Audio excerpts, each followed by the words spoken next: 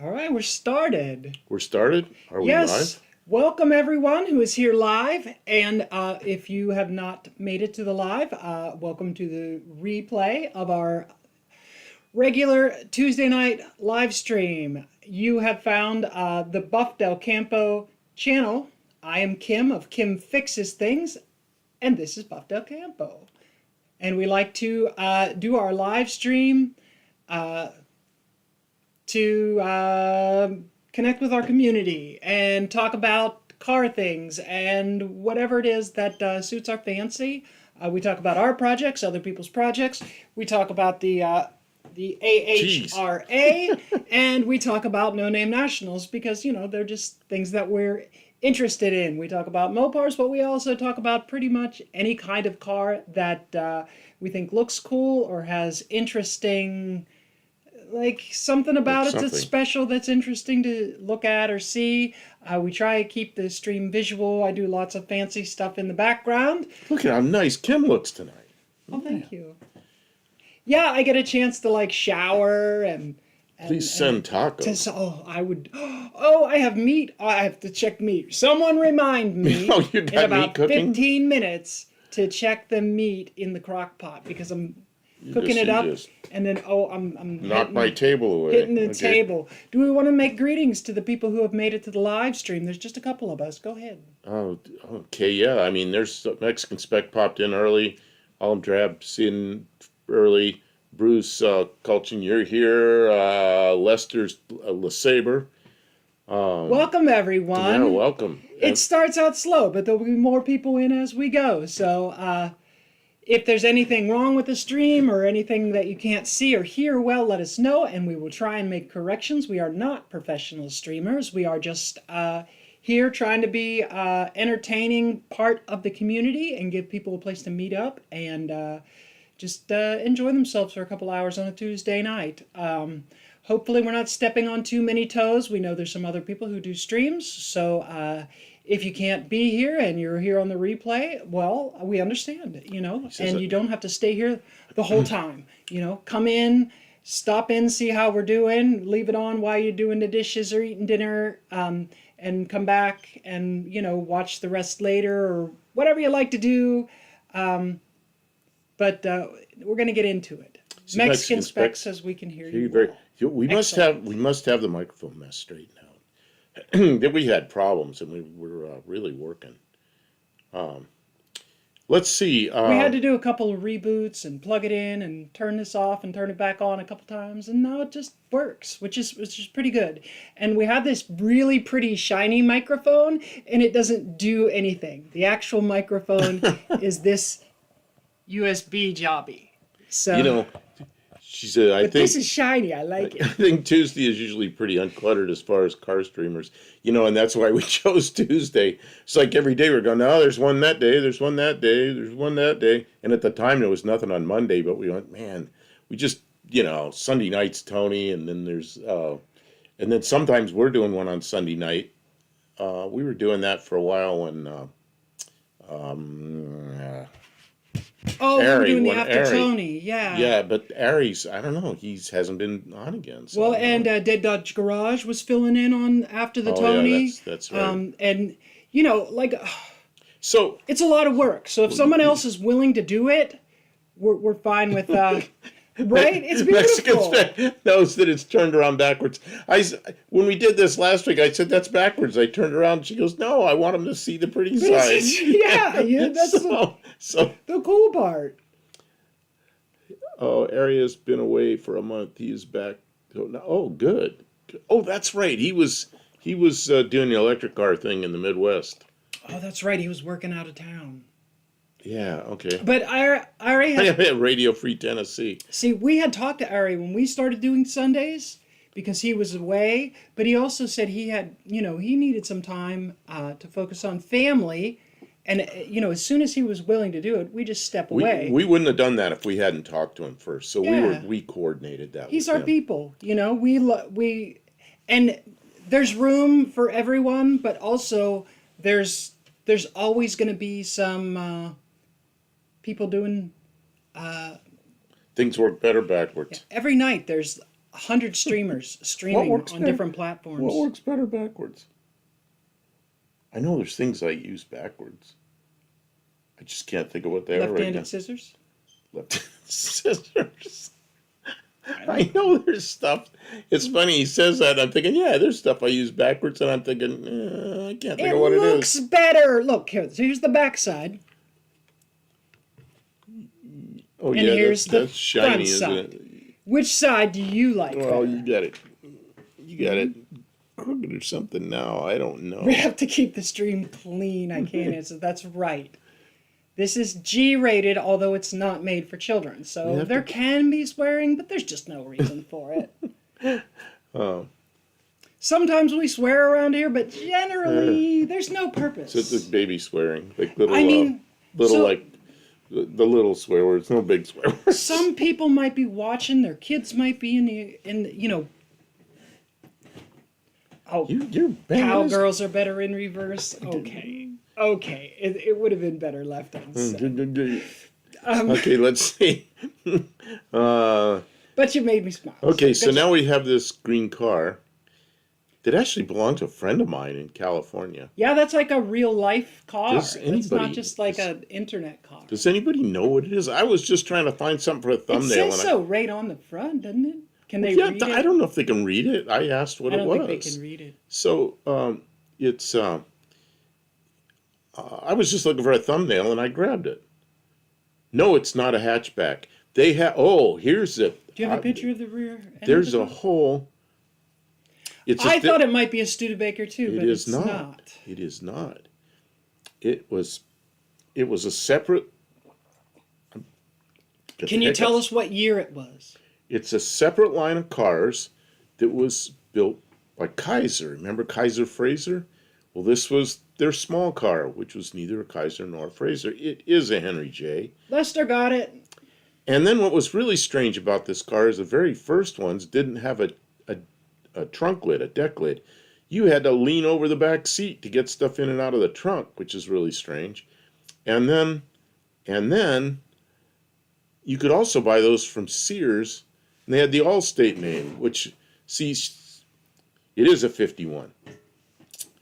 And it is, well, at least the part you can see is unmodified. What is that emblem, though? It says Henry J. That emblem, let's see if I can zoom in enough to see that. See that? That is actually, says Henry J., if you can believe that. But this guy is a friend of mine, same age I am, and his father was part of the Tavo. Tavo says hello. His- Welcome to the stream, Tavo. His father, there were 3 men that were involved in the Kaiser Fraser dealership in the early 50s, and his father was one of them. So when he was a kid, they were driving around these old Kaisers and Frasers and stuff, which I thought was pretty good. Danny Boyd. Yeah, we're getting the usual people in here, and Dougster. The first car from the 50s that I ever saw close up, like sat in and really looked at, was in the garage at the farm that my father grew up on, and it was a Kaiser Barrows. Fraser. It was a Kaiser. It was a Kaiser Manhattan, Oh, and it had low mileage on it. But it was sitting up on blocks, and it hadn't moved much, and it was covered in dust. And eventually, an uncle of mine claimed the car away, and I guess restored it. But I've never seen the restoration that they did on it. But hello, Iceman. yeah, 53 Says he missed the Kaiser. start. It's He's always pretty hit right neat. at the beginning. He's never late. You didn't He's miss late. much. We've just been saying greetings. We're talking about this Henry J. Glad you made it. Mohawks here. Yeah, we were talking about the Henry J. Somebody said that a lot of them are made into drag cars. Yeah, it was a common car to use for gassers back in the 60s. And a lot of cars of this age, if they're still around, people aren't using the factory parts. Some This people one. are, but at that point it's a museum piece. Let me pull you this know? picture Those are the down. choices. Let me pull this picture down out of the way. There is, under the hood of this one, I'm going to move us so we're not... so we're not in so much in the way.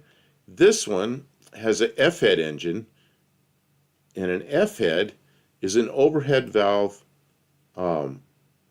intake and a flathead type exhaust valve, which is really strange. And then my friend Vern put a supercharger on it, McCullough supercharger, like they used on the old Kaisers, and I think that's probably a Kaiser supercharger.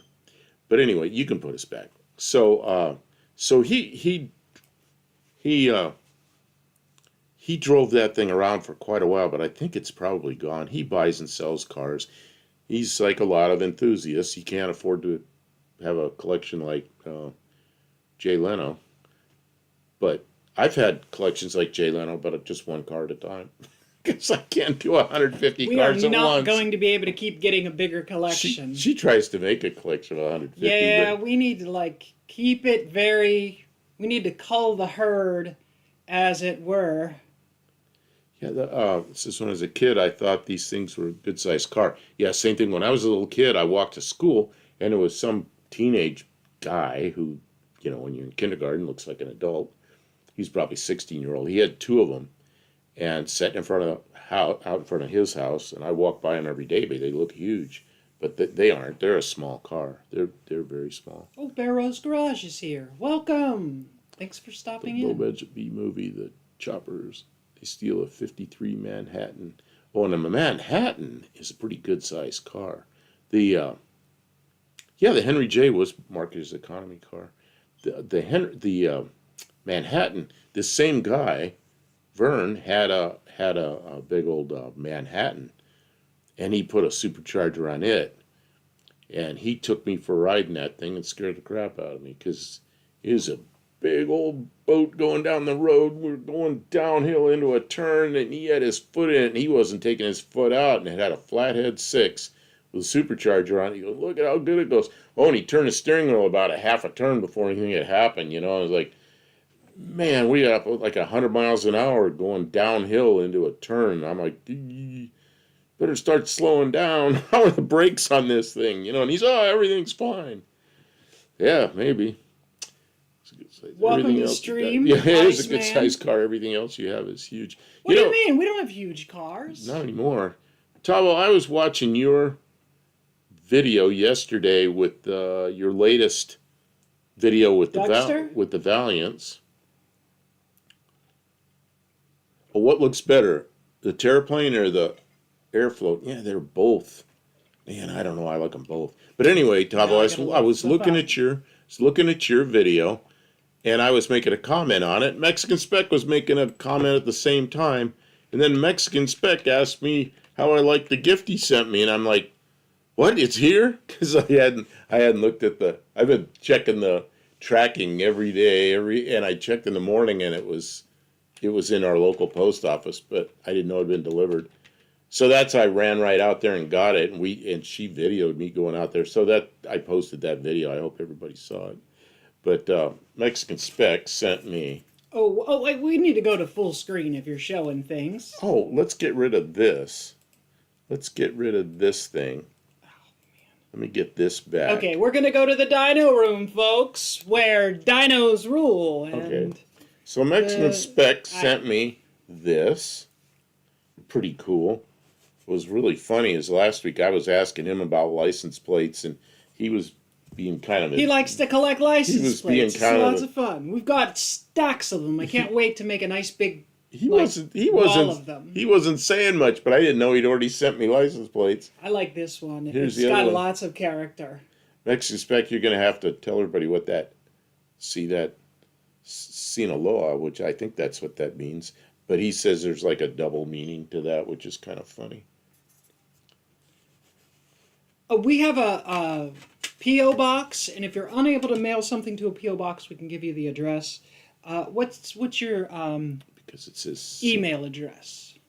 My email address Yes. is buffdelcampo at gmail.com. But they can't send anything to that. Platos de licencia. At Gmail? Yeah. Did you get it in? What'd you get? Oh, it didn't work. Why not? I don't know. It must have It's just blocked that. it. No, it. it came up here. It's just, there you go. There it goes. BuffDelCampo@gmail.com. Yeah, if you want to get a hold of me, I do check that. I don't check it every day, but I do check it. And I have replied to some people. All Drab and I had a whole conversation about radio antennas and radios and things, which is really interesting to me. We were punk rockers. You didn't paint antenna today. I wanted to get you out. I to the know, shop I to didn't. paint. Well, it's not the antenna; it's the mast. I didn't. It was really tough getting him to do stuff today. But he did dishes and things, but like couldn't get him I out to the did shop. dishes. I cooked. He cooked. That's I true. cooked. I got the what do you call it? The You thumbnail. I don't miss know. much. It was really muggy outside today.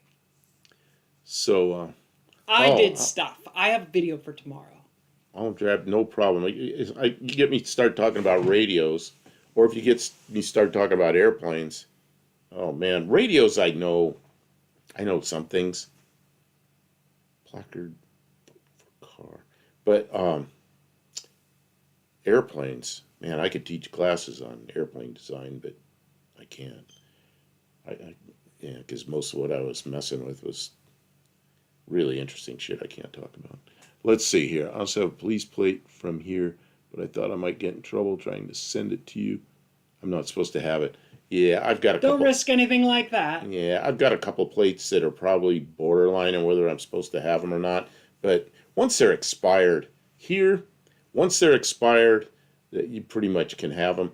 eBay got really strict with license plates at one time and said, no, you can't do this. And then they really lightened up and said, as long as they're expired, they'll allow you to put them on eBay. Yeah, just don't put them on a car that they're not supposed to be Oh, yeah. on. That's where you're really getting.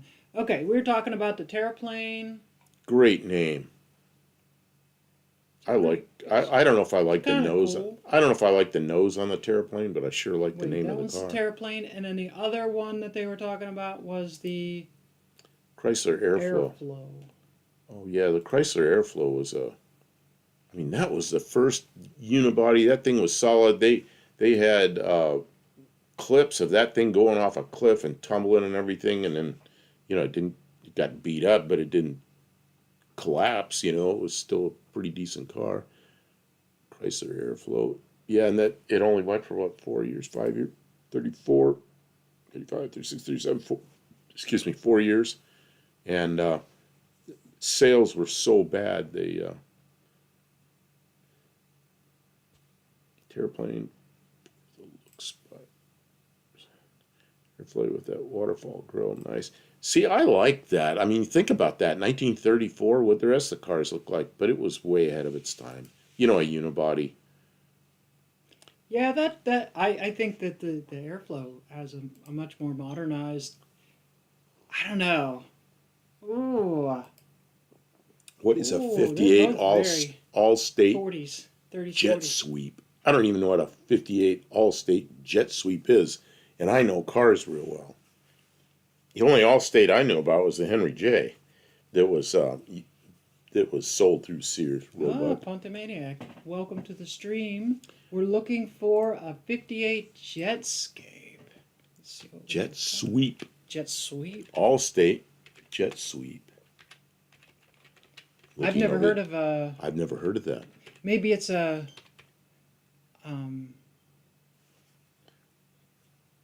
Well, any of you that watch Bad Maybe it's a Check- mini bike. Ah, ha ha! Oh, It is. any of you that watch, It's a mini bike. I'm getting behind. Junkie.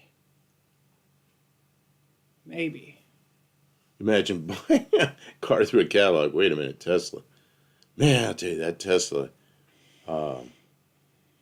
Cybertruck. I'm just amazed at all the sharp edges on that thing.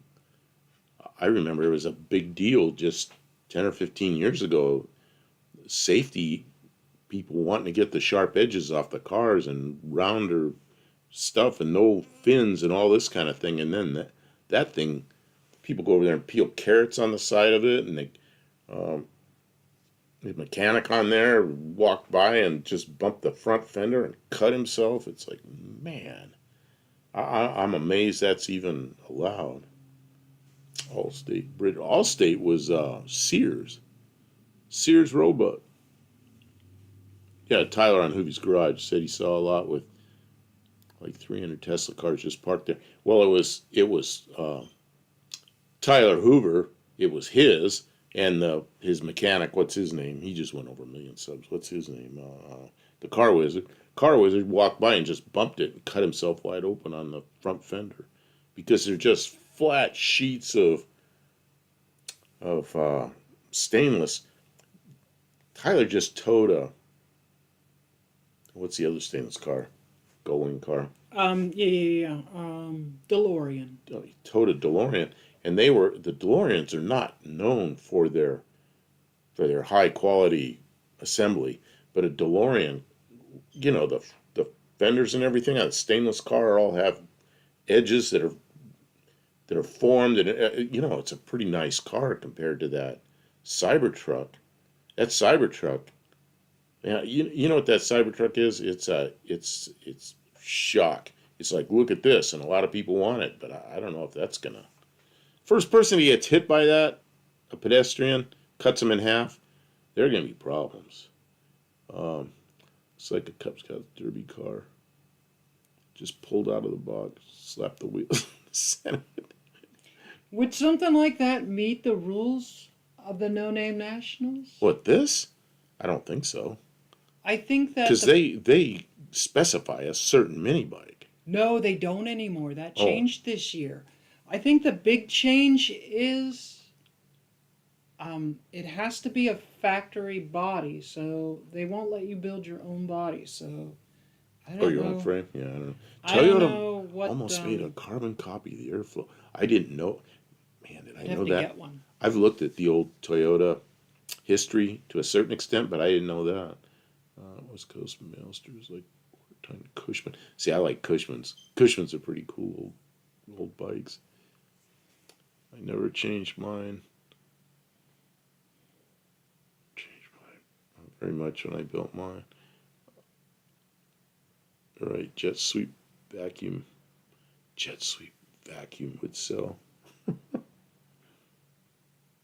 I think the production Cybertruck even made the nose flatter.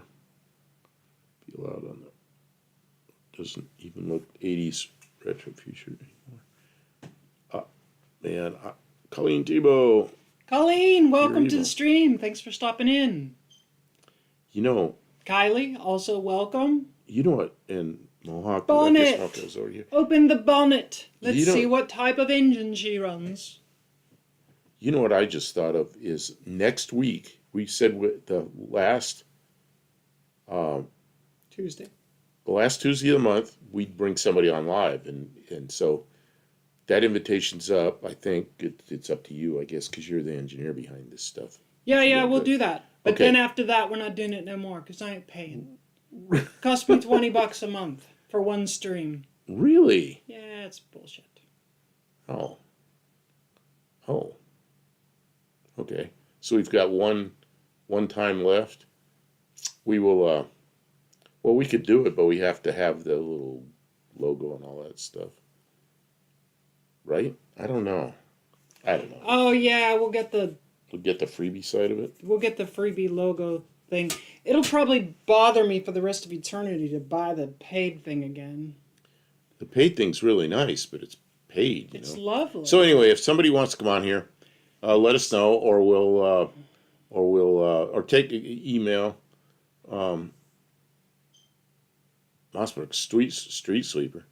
Isn't that a rifle? A shotgun? Yeah, we're not doing guns. I think the you could just email me at buffdelcampo@gmail.com, and we'll get it set up next Tuesday. Unless nobody wants to do it, in which case we won't get. Oh, we still need to set it up because we got to use your last $20, right? I don't care. You don't care. No. Do we have anything to show other than these silly motorcycles? Oh, I don't know. Oh, I've got stuff I want to show. You're responsible to make the stream. Oh, I good. got stuff I want to show. Not my job to make it a good stream. I can show funny stuff. I'm just here for color commentary. How many of you like Lincoln's big Lincoln Continentals or Lincoln cars, Lincoln Town cars But what happened? What What do you happened mean? to that? Well, Oh, bring it up again. I put something Just up get there. rid of the up there. There we go. Oh, where'd it go? I don't know. Try again. Oh, I lost it on that screen. You know what I did? I went off the screen. So it went off the edge, and now I can't recover it. Gone forever. How do I get that back, Kim? Um. Unplug the screen? Where's that screen? Is that this? Here. No, don't unplug the screen. Oh, because I was a dumbass. Are I you knew sure? better than that. Can't you just open it again? I tried. It doesn't. It thinks it's somewhere else.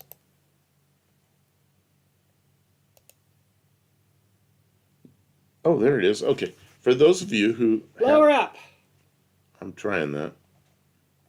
See, if you have a Lincoln, but you really want a Dodge Charger, there's this. The mic is in the way, though. What's the mic in the way of? Of the car? Oh, Kim no, likes it. Kim likes this mic. HRA. Oh, Kim likes Sure. this Here, mic. I'll just scooch over here. I'm throwing everything out of balance. Kim likes this mic. It's shiny. I like it. It's pretty. And then there's other silly stuff I have. Talking into the microphone. What the heck? I ran one of those one time. Clever disguise, yeah. Yeah, that's what I said. Oh my God, Who why? would- you'd never Yeah, that's know. it. We got a Lincoln. Let's just stick a Charger nose on it, you know? There's some other silliness here. Do you like it when, oh, here's one. This is the, if you have a Gremlin, but you really want the, General Lee. Bada bam bam bam bam bam Okay, bam. Rolls Royce front on 3, oh yeah. It looks like a COVID mask. Oh God. Don't. The car has to have a bumper officer, so it has one. Yeah, so anyway, there's this. What else do I have here that's silly? Do do do do do do do do do do. Oh, I jeez. approve if it has the horns. What else? Do you like when cops make mistakes? Here's one where a cop made a mistake. Oh. You see what happened here. There's some wet cement. And sometimes the police think they can go anywhere. And That sign. they won't jump that one, yeah. That sign was for everyone. Unfortunately. Gremlin looks good in orange. I think Gremlins look good in black. But I like Gremlins. A lot of people don't. Oh God, Mexican Spec. You put up a car today. I think you put it up today. I first saw it today. It Do you was have a a picture you want me to find? Volkswagen. Yeah, if you can find his, I'll go find you can it. find it. Go ahead. You be entertaining while I find it. I'll take this silliness off here. Look at that. It's in there. Trooper Millis, he's having a bad day. Yeah, it's a Volkswagen truck. For some reason, I can't get that to close. There. Yep, now we're back to that. There we go. Okay, so yeah, there it is. That is the most bizarre thing I've ever seen, and I like it. Mexican Spec, you got to tell us about that. I know we can read what you said, but Ah. when my father first saw a Gremlin, he said, Nash always made ugly cars. There was an old guy in our neighborhood, and he got every AMC car that came out, he goes, it's just another Nash. He hated Nashes. Space VW. That, and what really surprises me with that is it's an air-cooled VW engine up front drive. So strange. I would drive that. That's Oh, cool. what a cool looking car. It does look like something you could make at home, though. La Hormiga. Only 3,600 were ever made, and there are about 1,000 left. All that are for sale here. Expensive. Yeah, that one was expensive too.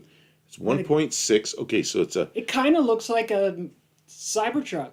it looks better than a Cybertruck. It's Coastmaster. They were commissioned by Post Office as a quarter-ton Cushman. Top speed is 50. Yeah, it's small engine and a lot of frontal area and probably geared low. Cheap front window, yeah. Hopefully it's safety glass. Of course, it's an air-cooled. VW didn't make any car that was adequately powered until the 80s. Yeah, that's right. It was in the 70s. So, yeah, it was air-cooled. It wasn't the Rapid engine yet. Oh, the Hemet. The Hemet's a big thing. Man, the first time I saw a Hemet, it's like, what is that? I liked it. But it's a big old truck. I still see those things running around, Hemets. Look at Hemet. You spell it right? H-E-M-I-T-T? Or is it H-E-M-I-T? I don't know. You're not paying attention. Not at all. Not at all. Sorry. Well, I can't pull up a Hemet, so Oh, I can bring up a helmet. you just I was reading. bashed into the table I'm so again. sorry. The table was there. I have big knees. Wishes it was a Unimog. Oh, man, I had a friend that had a Unimog up in Ohio. They had a snowplow on the front of it. H-E-M-M-I-T, I think. Oh, yeah. Oh man, a helmet is like a huge. That's why I said it's thing. huge. But it's got that, look at how it's like a, Oh, it does look a little. It's got the same windshield. but it slants same underneath. door and- It looks like you Yeah. scoot over top of something. Yeah, those things are enormous. Wow, yeah. You know what's cool? If you've ever, there's a video game called there's a like a off-road adventure game. I forget what it's called, but you can drive all the different kinds of trucks, and it has real off-road kind of physics. Like in the mud pushes out, and if you get too deep, and you can spin the tires until you get, I think it's called spin tires, and you can, it's fun, and you can drive something Look at like this. that in it. Tavo says that the Australian version of the Thing was known affectionately as the VW Camel. On Drav, I do have a friend who dreams of Unimogs. His name isn't Greg from Ohio, is it? Let's see here. Does anyone have one of the key trucks running around? I saw one for sale in Marketplace a couple of weeks ago. They seem to come up and go away pretty Who did quick. I just see with a key truck? They're not worth a ton. Was it Cars and Bids? Doug DeMuro, I think, had one not long ago. Unimogs make me Unimogs. Yeah, you know what a Unimog is? It's a truck. It's a German thing. That's like beefy truck. Ow! What is that? I've done something. Hemet Unimog. Yeah, it's just a Unimog, no Hemet. Yeah, there's a Unimog. The one on that one. The one on the This one? up above. This one. Yeah, that's a Unimog. They're a very capable off-road vehicle too, huh? Oh, I bet they are. Oh, But here's a I'll nice tell you, camper. I know what they are. They're really expensive when they break. Because that one up there in Oh, they're Ohio made is by a- Mercedes. yeah, and the one up there, they had a big snowplow in the front of it. They used it a lot. Expedition. Look at that with a camper. That's a hell of a camper. That's pretty cool. Pretty cool here. This one has a front loader on it. I like that. We got one for the house there. Yeah, but That's what we need. you know, it has the wrong name on it. Mercedes. Do you have any idea what, like Chrysler parts are expensive? Oh yeah, well, I'm near Fort Stewart. Fort Stewart. Why can't I think of where Fort Stewart is? I should know. Oh, look at that. Yeah, that's kind of like what a Unimog looks like. I remember seeing those things around up there. oh, in here's Ohio. one there. Well, that's really squared off looking. I don't know what that is. I've never seen one look like that. That looks like it's an older one. Yeah, it's a beefy vehicle. Hundreds of That's a Australian military one. Army Unimogs went to auction recently, replaced with a specially built MAN. So right now, the place to get Unimogs is in Australia.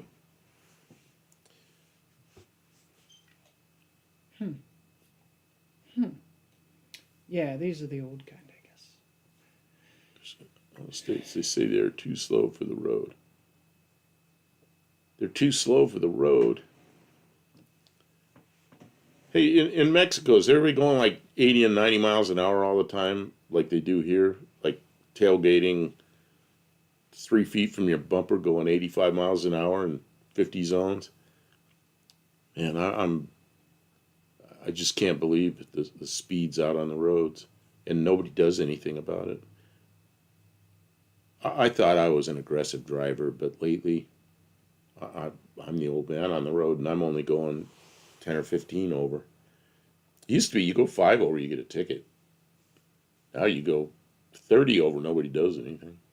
Wow, they don't really ticket anybody around here. They just show up when people smash into each other. And people do all the time. I'm a member on Facebook of a group called Idiots in Cars Clarksville, and people always have their dash cams, and there's just people doing stupid stuff, smashing. It's like Crash Up Derby out there. It's crazy. Crazy. What I knew about Mexico is the speed limits there were like 80 kilometers is like 50 miles an hour. And I kind of thought that the people in Mexico would kind of stick to that, but not really sure. I know I was told if I drove there to, do the speed limit, do everything right, and try not to get in trouble with the police, of course, because, My mother had an employee. She was a manager at a fast food restaurant, and she had an employee who couldn't come back to the United States. They went to Mexico on vacation, and they got caught with drugs, and they were trying to get them out of Mexican prison. I was like, oh my God. That is like the plot of like a terrible, terrible cringe movie. Being stuck in a Mexican prison for buying drugs on the street. Oh man.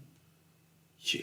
Don't think about it. When I'm in Mexico, I am really careful. If you're going to do drugs, stay here and hide. Don't do them. Yeah, don't do drugs. But, I mean, don't go to another country and get caught doing drugs there. Like, oh my God. I watch the crash videos. People just drive into other cars. It makes no sense to me. Yeah, Everybody thinks the whole world is, what's that video game? Grand Theft Auto. Everybody drives everything like it's stolen. All the time. It's insane. Like, wow, what are we doing? I'm looking at some. Can you put the dyno room back up? The dyno room. Yeah, because I want to hold something All up, right. and that's like a lot of stuff in the background that's confusing. All right, folks, let's head to the dyno room. We should have to say some magic words. I have We're in the dyno room. Okay, sorry. I have a question for Mexican Spec. Mexican license plate. Up here.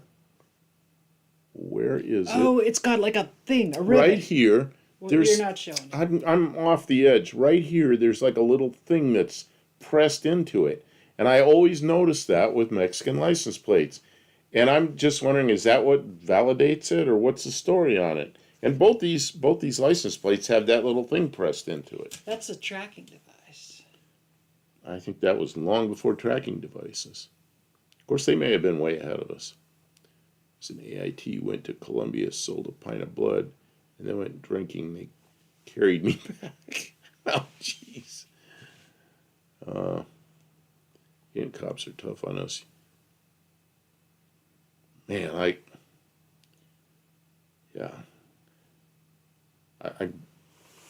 had some little trouble, minor trouble with it, going into Canada one time with some apples. You think they sent me back into the U.S. Turn around and drive back in the United States. That's what he told me. I had 2 apples in a bag. Turn around and drive back in the United States with those. And it was like a big place that turned around and went back in the United States. So I went in there and ate them, threw the apple cores away, drove in. So I guess they still went into Canada. They're just in my stomach. That is a lead. It's lead. That shows you it's a real plate. People do make fake plates, but never get. Okay, so that is what that is. That validates the plate. Okay, that's kind of what I thought, but I wasn't sure. It's lead. Wow. me see. Why would they put lead there? It's a stamp-like thing that they press in there somehow. It's a rivet. How hard would it be to duplicate that? I don't know. It's probably got. Does it have like a little? It's got like a little emblem in it. I don't Just know. a stamped little rivet. Anyway, whatever. If you don't do illegal crap. Don't do illegal crap. Making fake license plates is it's a lot of work for what you get. Right? Just buy a license plate. I can sort of see why. Drive side by side on streets in Florida. Apparently, if they have money, might not want the sensible competition. So that's the 1977. thing. Oh, no. What? It's not about the sensible competition. It is, there are laws on what is considered an automobile, what can be registered and driven in the United States. And there is frame requirements, brake requirements, pollution requirements. California and their pollution requirements. Well, geez. All these requirements about like rough edges and sharp corners and anyways, if you can make a video that's a video. Work with me here. You can make a vehicle like tires, right? You can make tires that really are only safe to 30 miles an hour and put them on a vehicle. You shouldn't be driving it on the road. And they make these trucks not to safety standards for the United States, and then they sell them in the United States. They're way cheaper than a What are you safe talking about? car. They're talking about those little bitty trucks that are against the law in the United States. Oh, they just haven't been certified for. There's all the certification for a vehicle here, which is mostly the expensive mostly part. pollution. It's pollution, but a lot of it is the crash testing. And, you take something that small and smash it into a wall at 65 miles an hour. Probably going to be tough to meet the crash standards, Right. And so driving an older car that's grandfathered in is one thing. Like a car from the 1930s is not as safe to get into an accident in as a modern car. So, but they allow them to still be on the road because they're grandfathered in. But they can't let people bring in brand new cars that don't meet standards. Yeah, here we go. Japanese key trucks actually Yeah. legal, 25 years old. Like it. Yeah, and I do like that. I'm still waiting for it. See, I got to save my money now because Mexican Spec, when they're old enough, I want a Ford Ka, which is Ka. The name of the car is Ka. It's it's a small car that never got imported in the U.S. But when I was in England, the guy that I was working with, he had one. It was really nice. He goes, "Oh, this is a girl's car. You don't want this." That car was nice. It had a leather interior and everything. It was just kind of an upscale car. So I thought it was a pretty nice little car. Look up Ford Ka. Oh, I think we already did that exercise one other week. I'll Rim look tires it up. only rated for 15 minutes at top speed, 250 miles an hour. I think you run out of fuel after 15 minutes. KAH or something? Ka.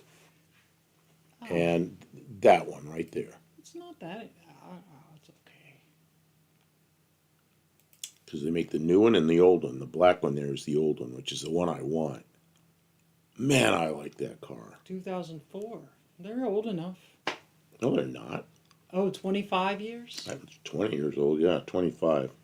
So we still got 5 years to go. So by the time I'm 75 years old, I'll be able to get that car if I saved enough money. And Mexican Spec's still selling cars. I don't know why you'd want that specifically, but okay. It's a nice little car that hardly uses any gas, and it's just so fun to drive. It's small, and it just goes right where you point it. Love that thing. Yes, if a wrong bug gets into an area, it can destroy the crop. Oh, yeah. They're talking about the fruit being in the... That In the just wrong looks place. like a Miata. Oh, no, it's littler. It's tiny. Where did that come from? Is that a United States car? What, the Suzuki? That's probably it's probably Japanese. Where's the steering wheel?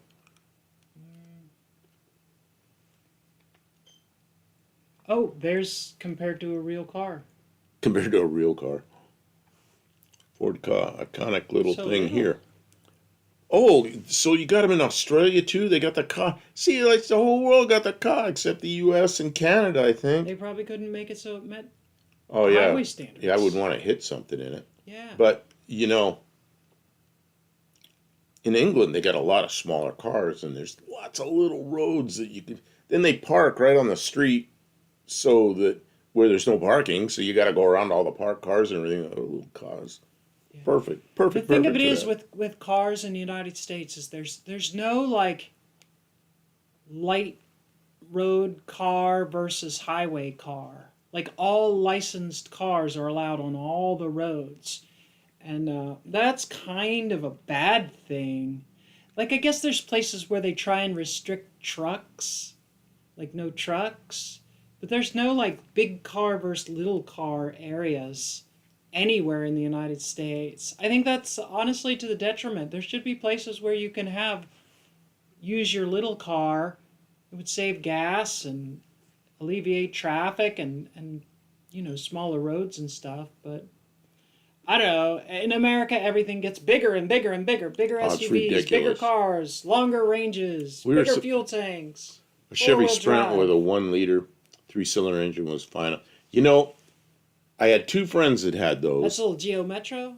I had two friends that had those. The Sprint was the predecessor to the Geo Metro. Okay. Same basic engine. And I had two friends that had them. They were both wagons. I don't know if they were all wagons. And one of them used to pull a little trailer with a little airplane on it. Not like a model, like a two-place airplane, which is not real heavy. So he towed that thing around, and then I knew a girl that had one. She drove it all around Arizona when she was going to school and everything. She had a Chevy Sprint. What a great little car. Uh, I quite like the early car. Yeah, me too. I'd buy one if I could find one for sale.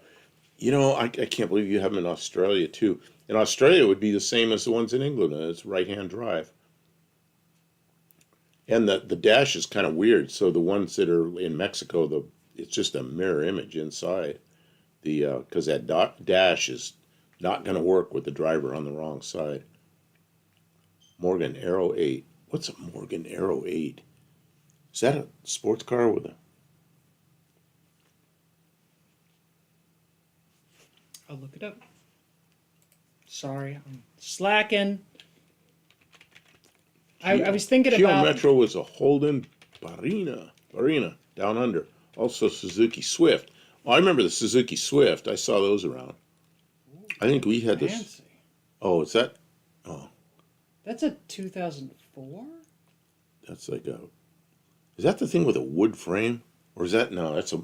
Which is a British car with a wood frame? All right, we're on Wikipedia now. It's serious now. We made it to Wikipedia. Let me make it so we could read it as best as The possible. Sprint was a 3-door hatchback or a 5-door hatchback.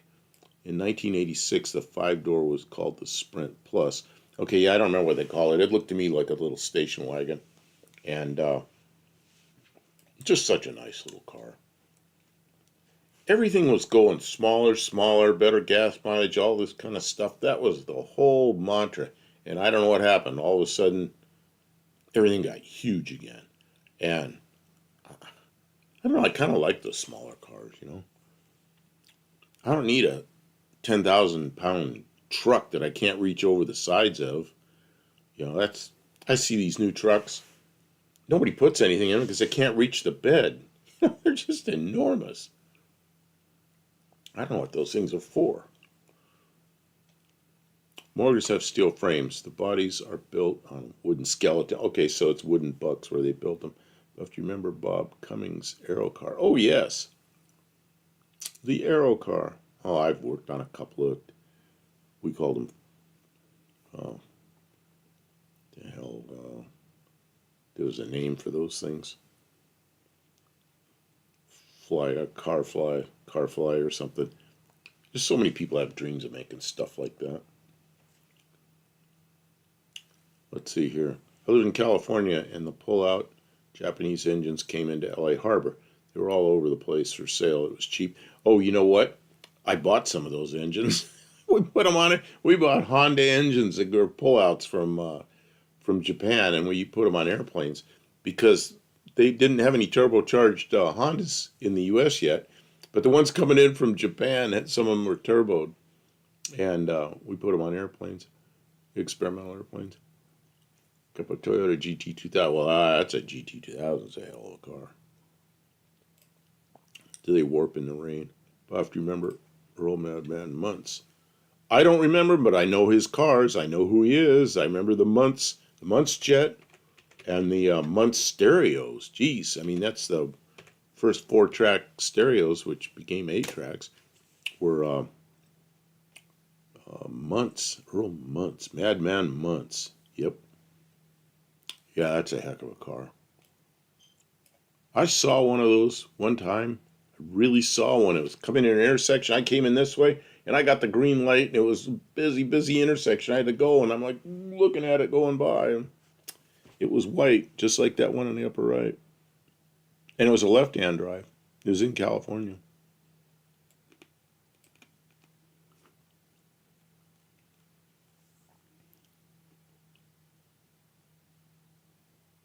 They're wonderful, but I love many Toyotas.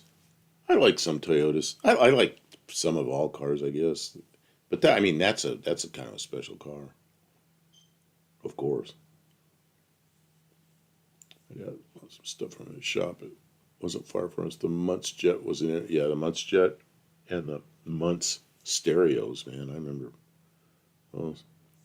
I got a playlist of Madman Muntz on my channel. He had Lincoln engines. I think. Did they? Is that what they had? The Muntz jets?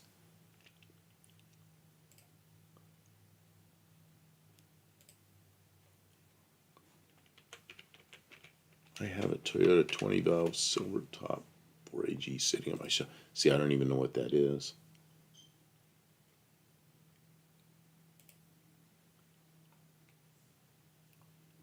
When I was little, I had a dull orange Matchbox 2000 GT. It's one of my favorites. And I didn't know there was ever a model of those things. Yeah, Muntz I jet. didn't either. Look at that Cool. thing. I wonder what that was like to drive. Look at the dashboard on it. It's cool. A lot of stuff there. But it was one of 198 made. I wonder what engine it had in it. Somebody said Lincoln. It could very well have been. Back when everybody was starting to make sports cars, but that was kind of a big thing. Wasn't that small. Toyota 2000 GT worth millions now. Yeah, they are. It's crazy. Respect on earlier comments. A body was a big family car down there. Yeah, B body. It's a big car for the more affluent. We got the 67 Furo C body. It was, oh my God, does that have its own postal code? Yeah, you know, when those C bodies of the late 60s, man, you sit in one of those things, look out over the hood, it looks like an aircraft carrier. You're just like, it's enormous. There were a lot of them here, though. Just really nice looking car. I remember it in white, though. Some are apparently not that bad. Lester surprised. Never drove it. Doug Stir only a female co-star did. You guys had a lot of room. Why are the cars so small? No, the U.S. cars are ridiculously large. I don't know why. And right now, I can't imagine why. Fuel costs up, and we have these enormous vehicles. It's bigger than they've ever The been. stock market's down, and you're only getting mugged if you go downtown. Which it's just Fossil Vega. Yeah, I remember those.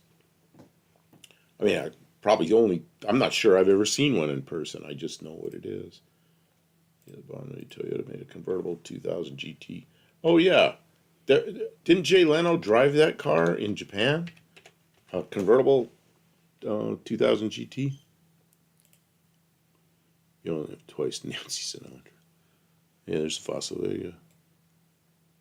Oh, what's that white one below it? What is that? It's a new one. It's a comeback. Oh, that's some Concept. Photoshop or something. Yeah, Photoshop. Probably.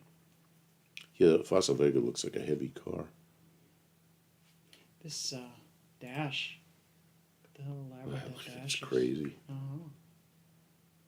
Cool. Big strange one I like from England is the what was the one that had the 440? It's the Jensen Hudson Healy? No. What was the Healy? Okay, my memory's shot. What was the Healy that had the Chrysler 440 in it? Oh. DB5 was in Goldfinger.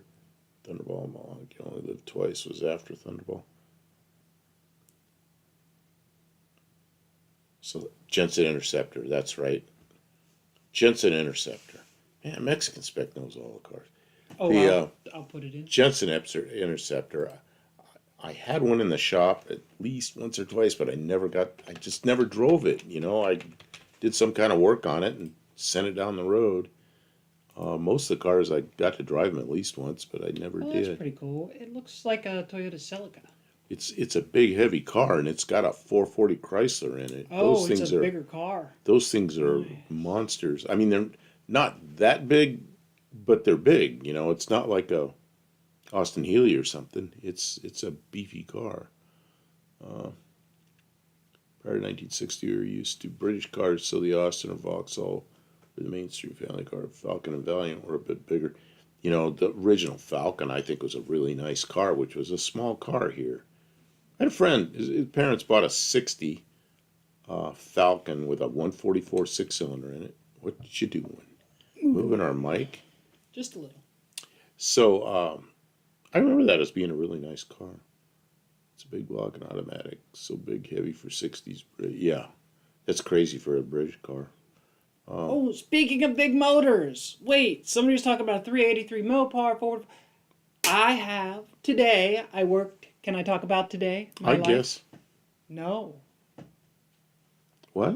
Oh, I guess I shouldn't. No, talk about it. Oh, no, I don't want to interrupt. Why not? I don't know. You wanted to talk about it. Okay. Yeah, talk about May it. I interrupt? I'm going to the dining room. We're in the dining room. Okay, today, Kim, we're at an hour, so I want to talk. I'm quiet until I'm not. So, Kim's always feisty. sometimes a little.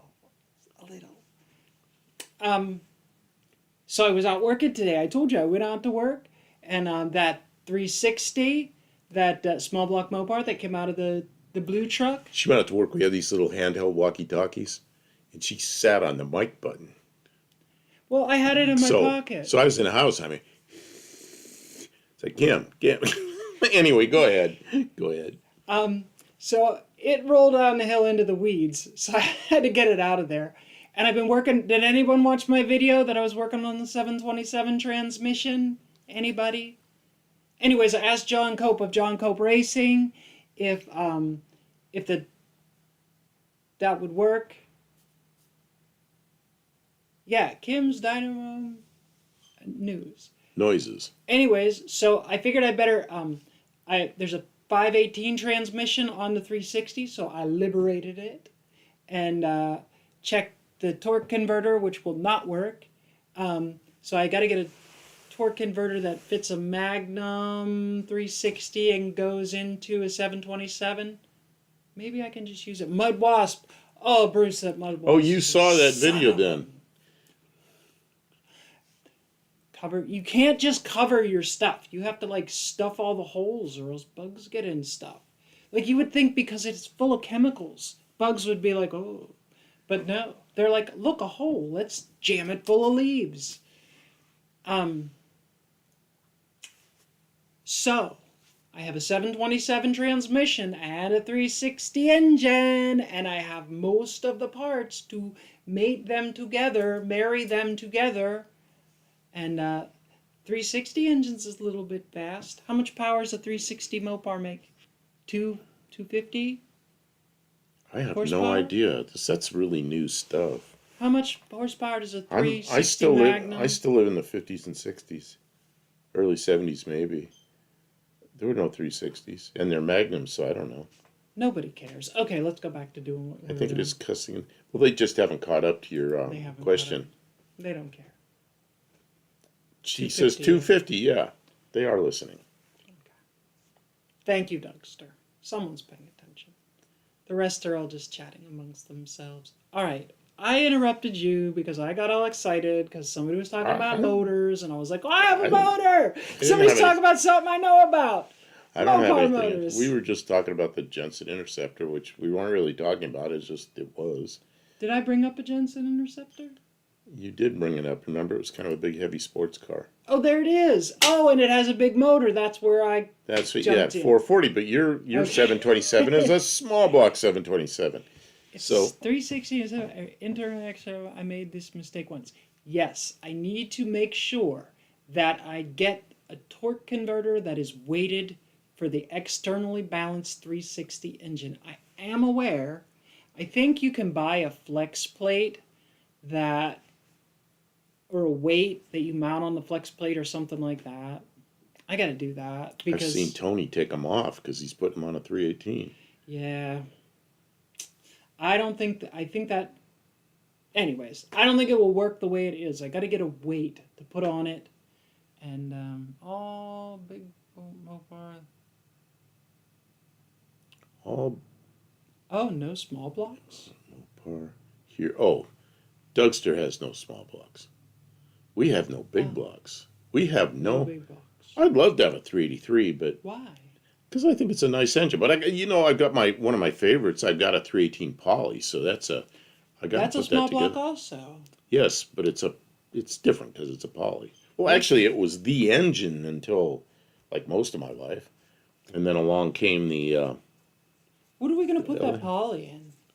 I don't know. I really wanted to put it in that wagon, but it's gone. Carl's wagon disappeared. That had a Poly, and it was a 65 Plymouth Fury wagon, and Carl died, and I just couldn't move it here, and somebody else got it, and they sold it. It's gone. I couldn't move on it when it was there, you know. I got dry throat tonight. I'm cough dropping it. This is Is something this- I know Tony knows all about. What was that? Oh, the 360 makes 230 net horsepower rather than brake horsepower. Is a poly engine internally or externally balanced? See if they can answer that question. I think they're internally balanced. I think everything was until the 360 came around, but I'm not sure. I don't know about a 340. It's feasible to move up to a 5.7 Hemi versus the small block Magnums. The small block Magnums, they are like, the hills are filthy with them around here. They're pretty easy to get at 360 or 318. If you could source a transmission, because that's what happens is they burn up the transmissions. The motors they last pretty long around here. You can find one with 200,000 miles, and the transmissions they're on their second transmission, and the truck's beat up enough that they don't want to fix the transmission again. Bruce has a 360 Magnum that runs on natural gas, but it doesn't run. Really, that's interesting, I guess. If you're not internally balanced, there's a way to tell, but I forget. Yeah, they shake. Start up and They vibrate. dance just down the road.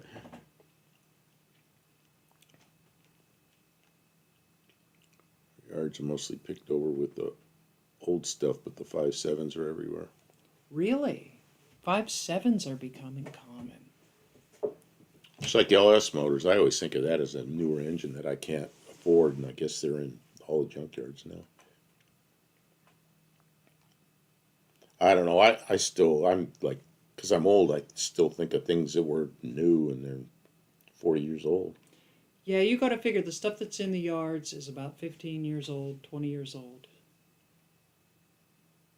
Small block quarters or scarce down here. $1,000 would get you a 318 that's been out, whether for a couple of years. You I can have get a- one. You I can get have a- one for about $400 here. I have a 318 Poly that I think I can just tone it and put it together. I think it's pretty good. Yeah, it doesn't have any. Yeah. If it has rust, it's like some tiny. Fit some rings, maybe micro So- bearings. Make sure they're okay. Are they new bearings or they just rattle around the box bearings? What? The ones on that 318 Yeah, that poly. doesn't have any bearings. It has a crankshaft, Has Oh, pistons that okay. look like it has they're all in the good hard shape. parts. It just doesn't have bearings. Doesn't have rings or bearings. Does it have cam bearings, or you never looked? I don't know. Does it come with a camshaft? I think there's a camshaft. I kind of think there is too, but I don't remember. You helped me load the engine into the van. We should make that a video sometime. We should go through and count. Then we Count got the rods in because that right now body. it's stored in the van. We'll do Probably that not a this good thing. winter because we're never going to get it together and put it in anything this summer. We got to focus. We need to use focus. Focus. What are you doing? We got to get this. We got to get the Valiant. I did drive the Valiant. Oh my Raining gosh. slant 6. Oh yeah, she drove the Valiant. Now you know what I mean. It doesn't handle very nicely. You know why? You know why it handles really, really terrible? Remember I said it dives when I press the brakes? We disconnected that brake line on the front to take the whole hub assembly out to Oh, so you're pissing brake fluid out on the ground? well, no, it's got air in it because I just took it apart. I put it back together, but we never bled the brakes. So when I press the brake, it just one side brakes. Well, So it goes, that's not possible. That's not possible. Because if you only have fluid going to one side, it can't build any pressure. It's because the pressure will be equal on both sides. So it runs. It brakes terrible. It needs bled. That's all I could say. hug us focus. I told you Kim is feisty tonight. She is really feisty sometimes. I'm just trying to be entertaining. I sit here and I'm trying to calm myself, and I store up energy, and then I do stuff. Kim ate Wheaties for breakfast. I just had a big bowl of She had oatmeal. oatmeal. Did you see the video about the radioactive oatmeal? No. Am I the only one who saw that? Radioactive oatmeal. I don't know anything Radioactive about it. oatmeal. They fed it to orphans. Where the heck was this? I don't. I see some stuff on the internet. Send her out for a couple of laps around the property. You know what she'll do? She'll go out there and get on her skid steer and make her laps around the pond. I It's did scooping work. stuff I up. did some stuff today. I planted our tomatoes. I planted all 4 of those tall ones. They're about this tall. I planted like that much into the ground. Because you said all the little white hairs will become roots, so I planted like that much of little white. Oh, hairs. so you did much more tomatoes. All the tomatoes are planted. Oh, thank you. Our melons are planted. Our zucchinis are planted. I watered them. I put like about 4 gallons of water out there because, well, when you plant them in that deep, you got to swamp them a little bit so they're happy. So all the plants that we have started are in the ground. We should put in a row of beans and a row of things. How's the corn doing? Is it coming up? It's about yay high. The neighbor's corn is doing much Oh, I better. saw the neighbor's corn's way up there. Yeah, he planted earlier than we did. Yeah, I saw on the news. They said snakes were messing stuff up in Tennessee. We had Is that for snakes real? last year. I don't. We had a snake in the house during the winter, and then fall, I guess. And then around here, Frog in the basement. there's these little snakes. Are I don't know. They're probably 12 to 18 inches long, and they're really skinny little green snakes. They climb trees.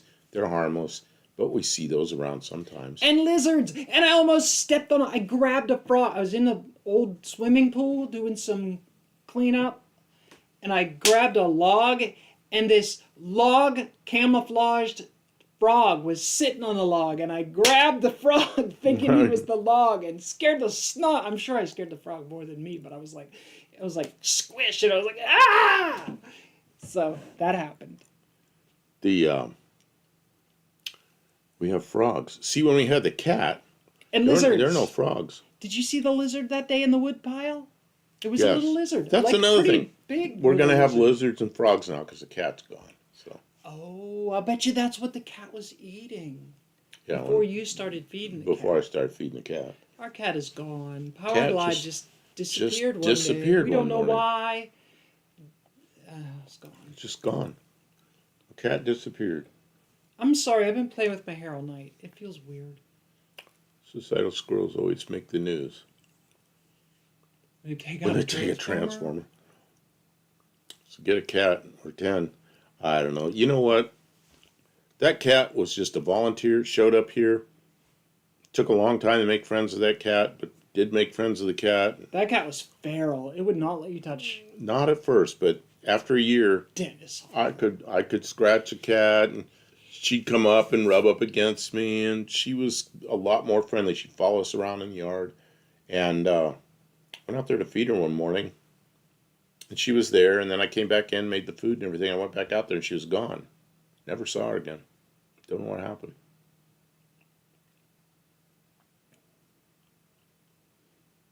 I'm about kind of 20. glad that our corn isn't too high because the winds have been like really bad and I'm worried to get knocked down. But I guess it could be higher. How do you catch a squirrel? Show me your peanuts. Man, what do we have chipmunks around here? These little. We have squirrels. And we have squirrels. What do we I don't saw? see What do we chipmunks see? What did we much. see? Those- Oh, it was yesterday. Oh, I A saw rabbit. bunny rabbits. Rabbits around here. When I was out going out to the garage to put the tractor away tonight, there was a bunny rabbit. Very dark brown, camouflage looking bunny rabbit. We just bought a rabbit Big too. one, too. We bought a rabbit that's frozen to cook. Oh, don't talk about the frozen rabbit. So why are we buying frozen rabbits if we can just? Can you? Do you have a scope on your rifle? I don't think we're allowed to do that. Just shoot a rabbit in the yard. We're not. I don't know. I think we're allowed to sustenance farm. I don't know. I would. I It's not like the rabbit. better look belongs into to it before I somebody do else. something like that. Okay. Rabbits are tasty. It's been a while since I had rabbit. We were in an Asian store, and they had stuff you normally don't see in the other stores, and they had rabbits. So I bought a rabbit. What else? We bought some else there too. There's things Kim can't eat. There's things I can't eat, and they're not the same things. So finding stuff we can both eat, man, it's tough. So we can eat just about any meat. We can eat just about any vegetables. So we do a lot of that. But when you go in an Asian store, there's all this stuff that I like, and it's like, Knee high can't by buy the any 4th of of it. July. The neighbor's corn is already above the knee. They started it at just the right time, and it seemed to make it through the heavy rains really well. Frog legs are tasty. We're not inside city limits. And every once in a while we hear gunshots. I think if it was just one shot or two shots with a small caliber rifle, I don't think anybody would care. Well, there's enough other neighbors around here now where I don't really want to be shooting out there. It used to be I had fewer people around, and I could shoot the AK out there, but now yeah, I don't think I would be shooting an AK. yeah, and I got a 22. I guess I could use that. We could fire a 22. It just sounds like a big Well, it's firecracker. just, yeah, and I don't have to worry about a 22 round. Just don't fire it towards the houses.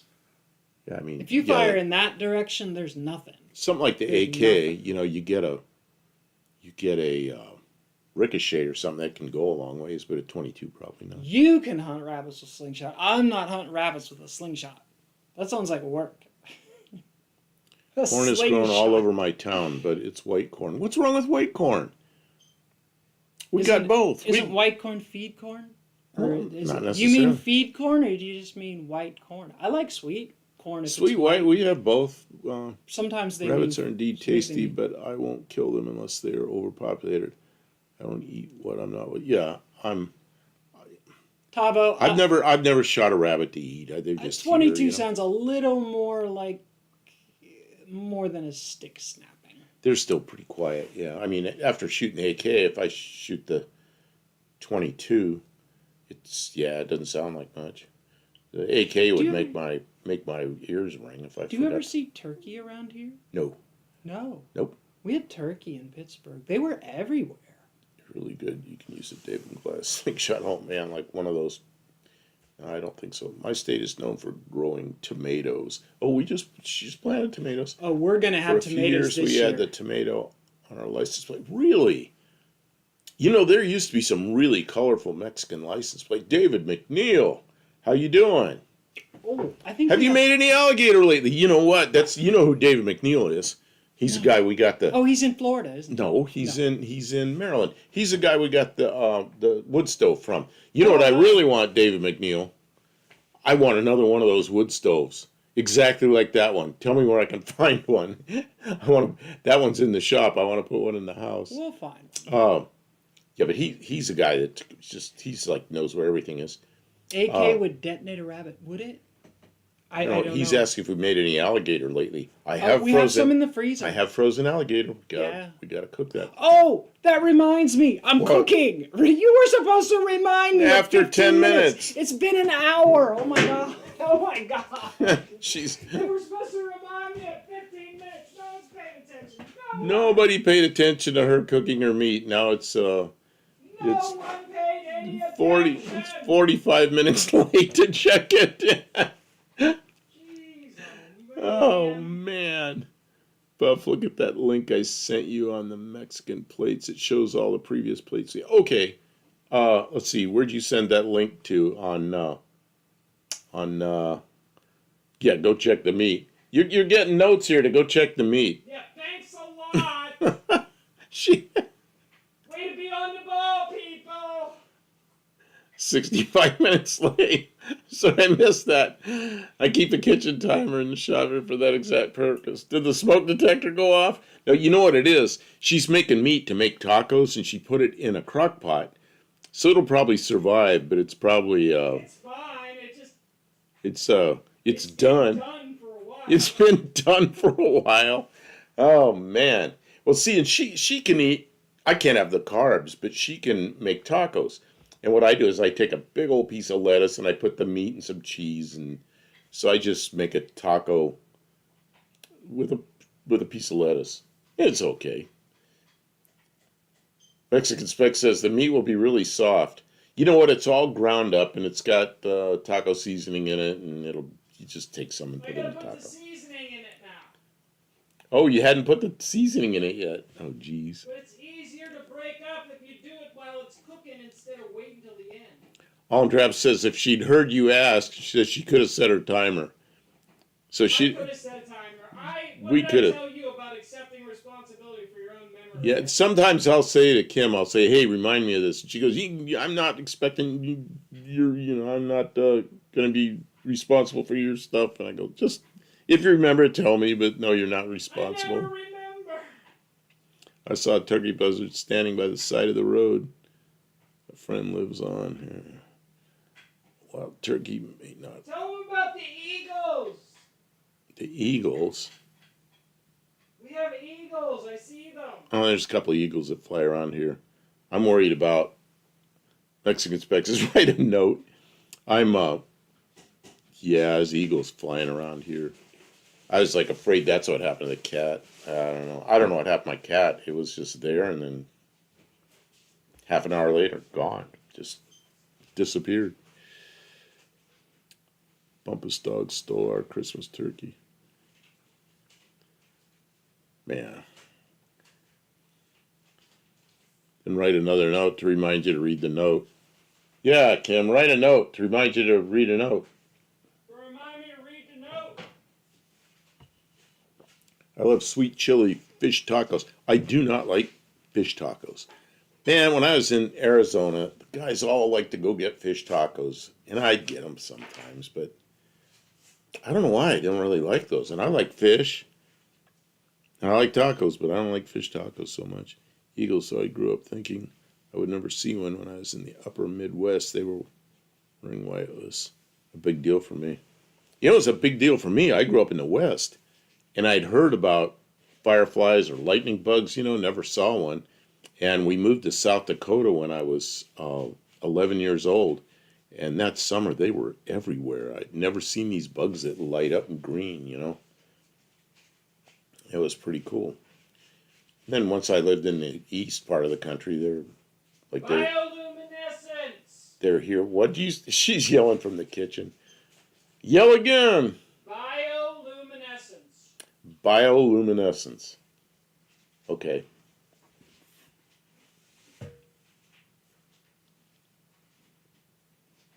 Don't blame us who are old. Excuse me. Don't blame us who are old and forget. Bioluminescence, she said. Yeah, Andre, I've heard you.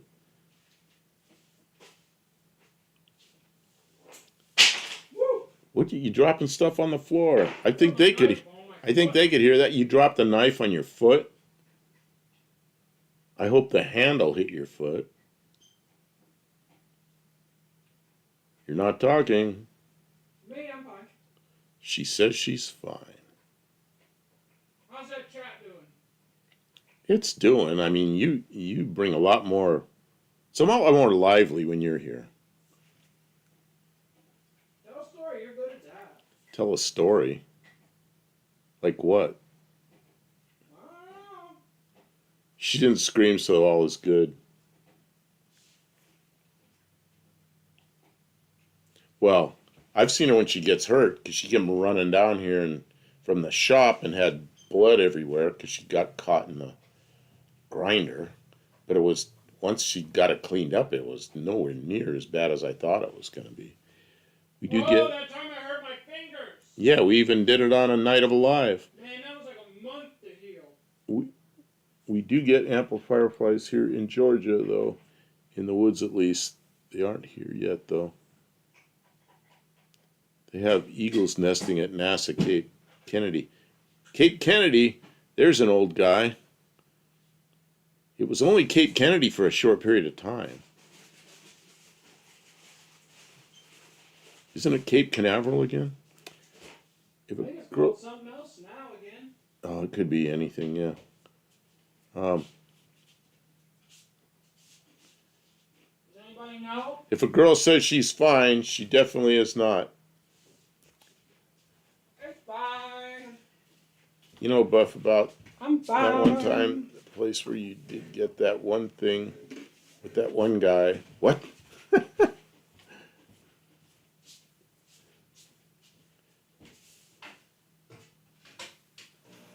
Oh, I smell something. Kim, what was that smell? Corn chips. Oh, that's what that When I eat was. corn chips, that always upsets them because they stink.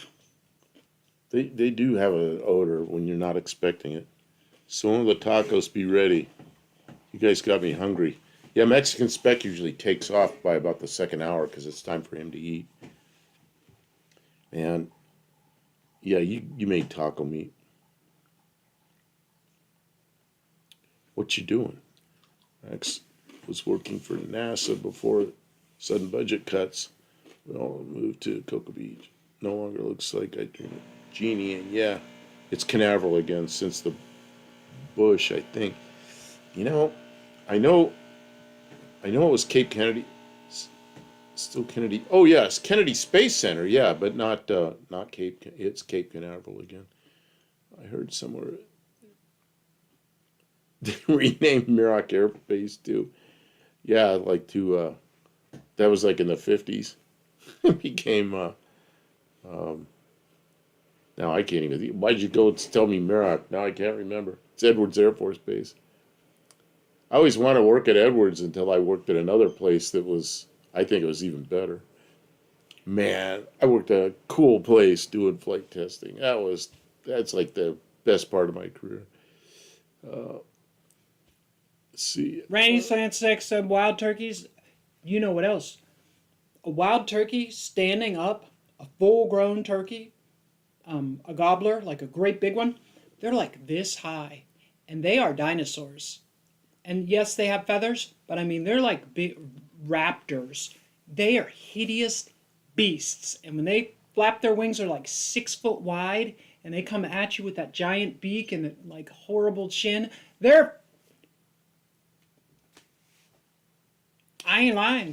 They're scary things, and especially if there's like a flock of like 30 of them, and they're all like looking at you. Because my neighbor used to go out and throw corn to them, right? So when they saw people, they're like, "Oh, food!" So they all come at you. Oh man, that's no good. No good. And if one's flying, because they fly terrible, so they're like dive bombing into you. Oh man.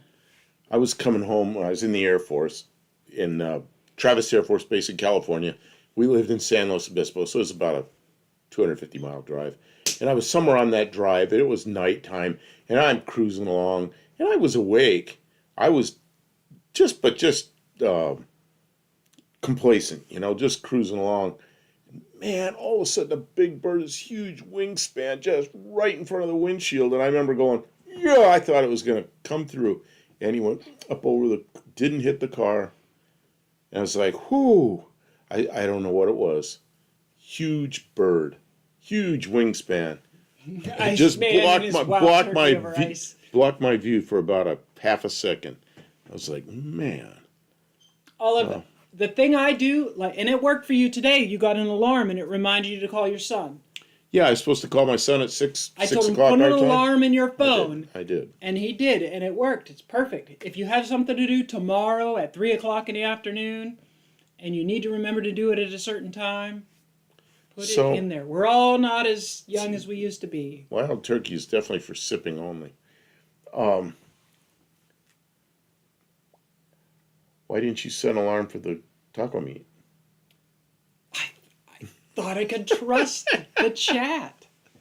All these people here, no one remembered that I had meat on the stove. Any whiskey is good whiskey except for Jack Daniels. What's wrong with Jack Daniels? It is my responsibility. I'm just teasing. The other thing is it's not like a critical thing. I would have had a kitchen timer on it, but it doesn't matter. It'll sit there for a couple hours. It'll sit there till we're done with the live stream, and it won't hurt it a bit. It's just warm and ready to eat. You know, oh God, this is more than 30 years ago. I was working on a new airplane, and we're just getting started with it. I bought a bottle of Jack Daniels, and I set it in the shop somewhere. We weren't supposed to have any booze in the shop. But I set it somewhere, and I said, the day this plane flies, we're going to open this up. And we did. We opened up the Jack Daniels, and there were a lot of people, and everybody had like about a half a shot of it. And I remember that. I remember the Jack Daniels. It was kind of interesting. I don't remember what it tasted like. When they say sour mash, it's nasty. Really? Nobody likes Jack Daniels. See, Jack Daniels is Tennessee, and I always wanted to go tour the place, but it's in a dry county. But that's where they make it. I don't think they can sell it there. Sour mash, it's nasty. Didn't know this. Massachusetts, Boston suburbs are spotting Coyote coyote bears. bear. It's You know crazy. what? I hear the kayaks out there howling some nights. Kayaks. The coyotes? Coyotes? Kayaks. Yeah, I The think. kayaks are out there. What sound do kayaks make when they howl? So that's the other thing I think could have happened to the cat, Yeah. because we did see coyotes going, crossing the property a couple of times. You saw one and I saw one. JD Jack Daniels got altered to standardize the alcohol content recently. The extra alcohol is precisely. I don't know about this stuff. See, I wouldn't know one whiskey from another. I'm not much of a connoisseur of whiskeys. I don't drink anymore. When I did drink, I drank plenty of hard liquor. I liked it, but I can't drink like that, so I just avoid it altogether. That's my bite on it. Enjoy your whiskey responsibly. JD on the rocks is my traditional airplane drink. They always have it, and no fuss for the staff. I don't know what I'll do. Flying super. See, here's the thing about me with flying on the airlines, is I'm always going somewhere that I end up there at night in the rain, city that I don't know, and in a rental car. Just like everything that's already wrong, and I don't need to have a buzz from alcohol. So when I get on a plane, a lot of times I'd like to have a drink, but never do it because I know what's at the other end. I gotta be sharp, and man, it's just always rain or snow, and an unfamiliar car, an unfamiliar place. Just not a good combination. Flying turkey is like a big old sack of meat. It's like a 40-pound sack of meat. You hit that with your windshield, it's gonna be not pretty. Not good. Look out for the turkeys. See, I don't drink. I like beer, but I drink. Colleen got me started on these non-alcoholic beers. So Bud Light Zero, was it? I still have one in there. I said that a couple of weeks ago. I still have one in Oh, there. you should drink one during this one. Yeah, I don't know. Maybe I will. Maybe not. It's not that important. It really takes the edge off my catch flights anxiety. Yeah. Oh yeah. Especially if I'm in like an Airbus, I'd love to have a drink because then I'd have to think about how it works. Anything that's fly by wire, I worry about it because I worked on all those fly by wire things that. I sure like mechanical controls.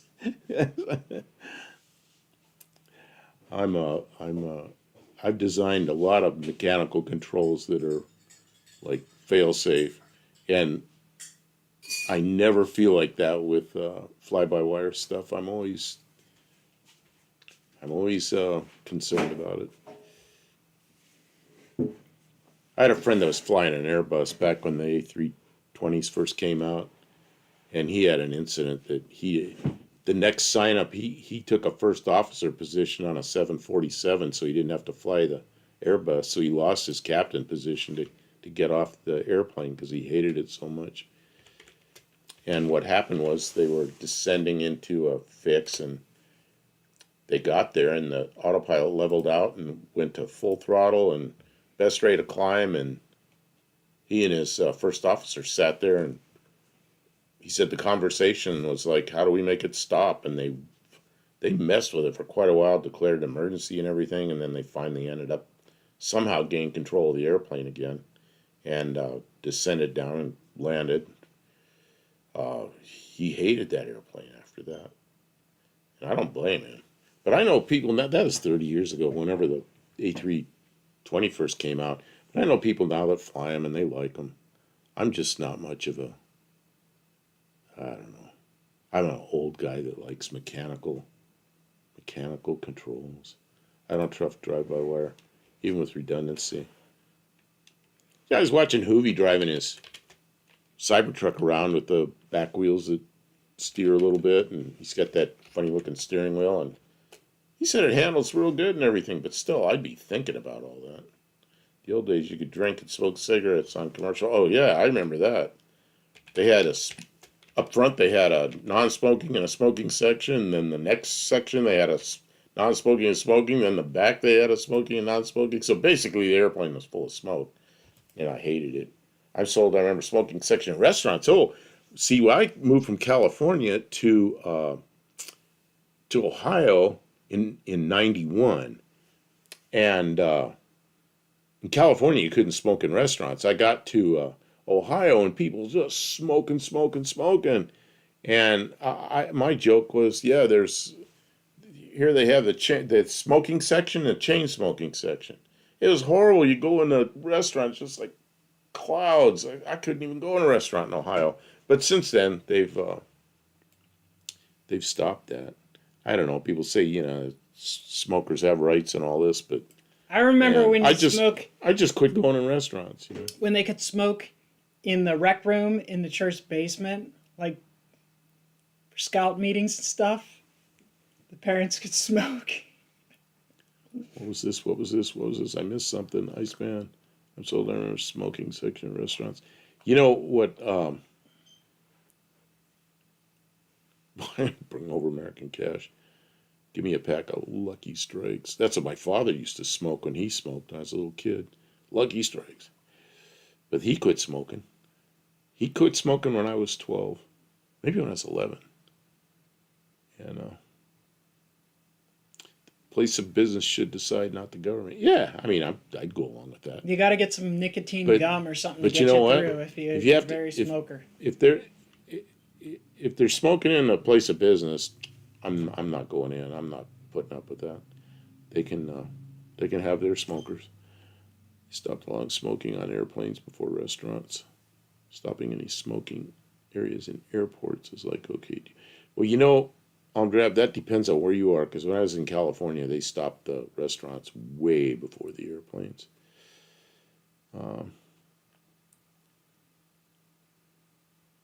Yeah, I don't know. The whole smoking thing, I just am not.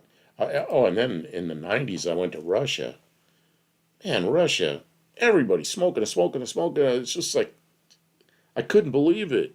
Airplanes, you couldn't see across an airplane because of all the cigarette smoke. I think that's over even there. I mean, actually, with the golden arched embossed on it from the dining table within. Huh. What about in Australia? Can you still smoke in restaurants there? See what I know about Australia? I know they drive on the wrong damn side of the road.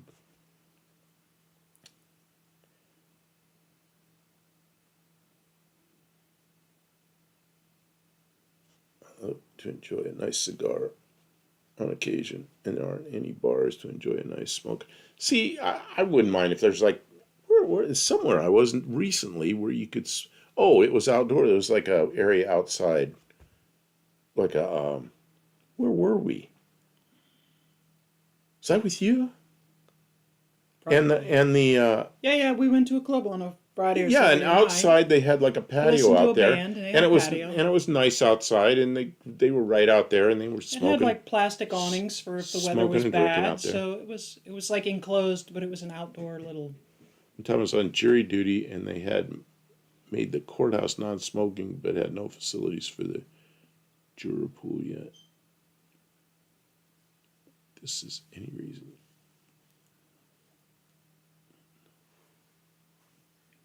See, you're a smoker.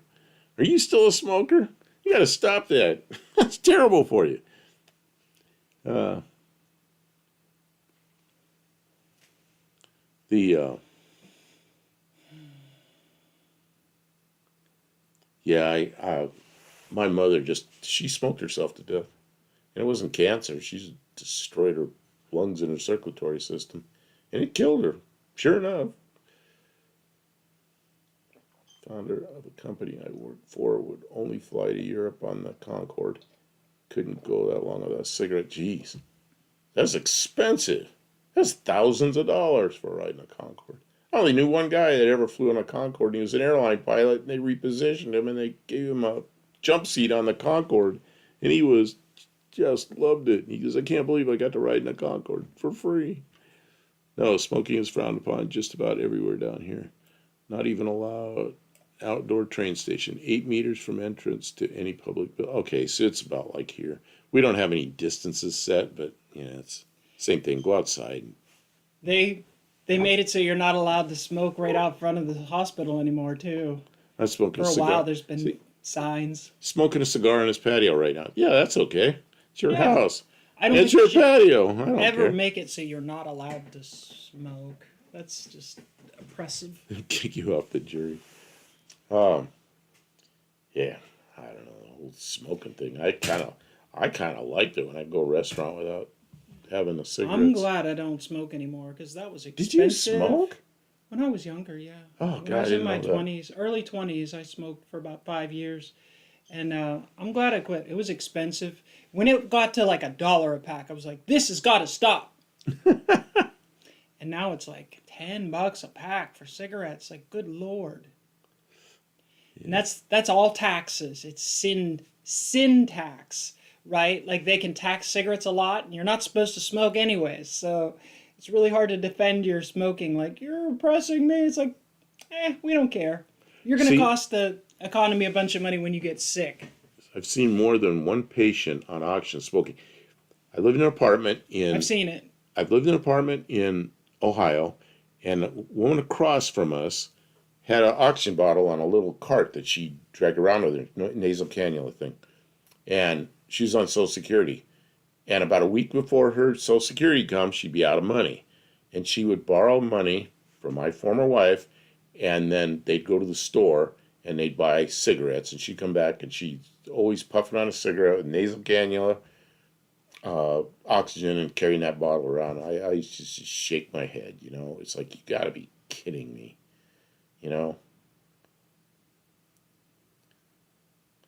I know a guy that was in the Coast Guard that was a rescue guy.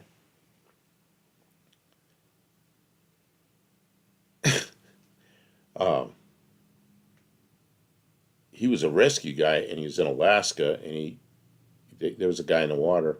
He jumped out of the water, or jumped out of the helicopter, was in the water, getting this guy, they're going to take him up, and he said he's a big fat guy, and he's in the water, and the boat he'd been in sunk or something, and the guy goes, you got to give me a cigarette, you got to give me a cigarette. He just starts laughing, he goes, no, you're going up the helicopter, you can wait till you get to the hospital. It's just, guy's drowning in the water, and he's got to have a cigarette, And he goes, no, we don't provide cigarettes to people that are drowning. We never ceded the case. Yes, syntax.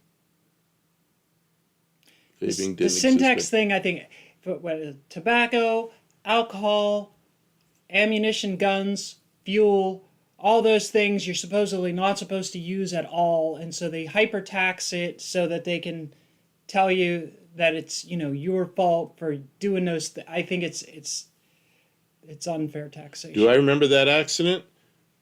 It was out of JFK, and it was over the city, And it was the first officer's fault. He did, and what was really bad, I won't even blame the first officer. It was American Airlines? Was that an American Airlines airplane? It was an Airbus A300 or an A310, one or the other.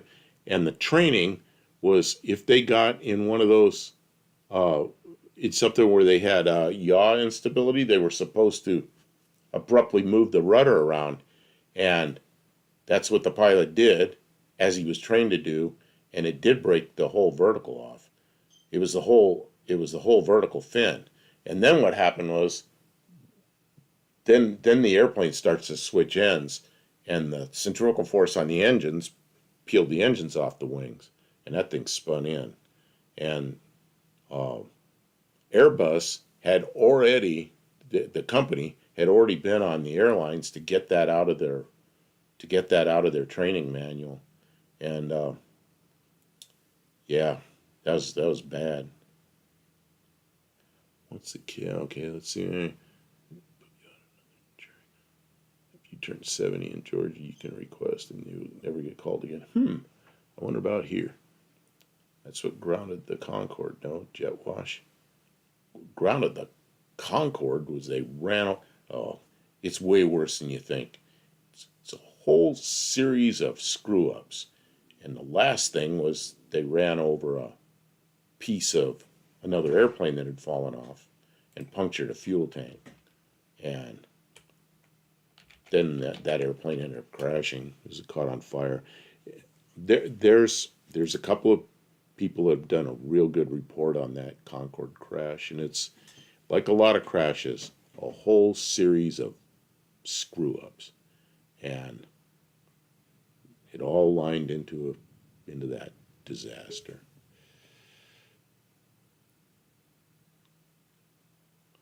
I don't know what jury did he, but I would have been dismissed immediately. I didn't tell him I was on a jury one time, and I was in Ohio, and I always heard what great highway patrol Ohio had, and a lot of the police departments around the country really look up to Ohio Highway Patrol. And there was an accident, drunk driving. A couple people got killed, and I was on the jury, and it was the lead state investigator for accidents testified. And I was really looking forward to listening to this guy. And he had that so botched up. People in the jury that weren't really scientific kind of people, they figured out that he messed it all up. It was horrible. And so what we did was we just said, whatever he testified, just forget it. Just put it aside. It didn't really change the outcome, but I was really disappointed in the officer that testified. It sucks. The Concorde was cool. You know what? They did bring the Concorde back. It did fly again for a while.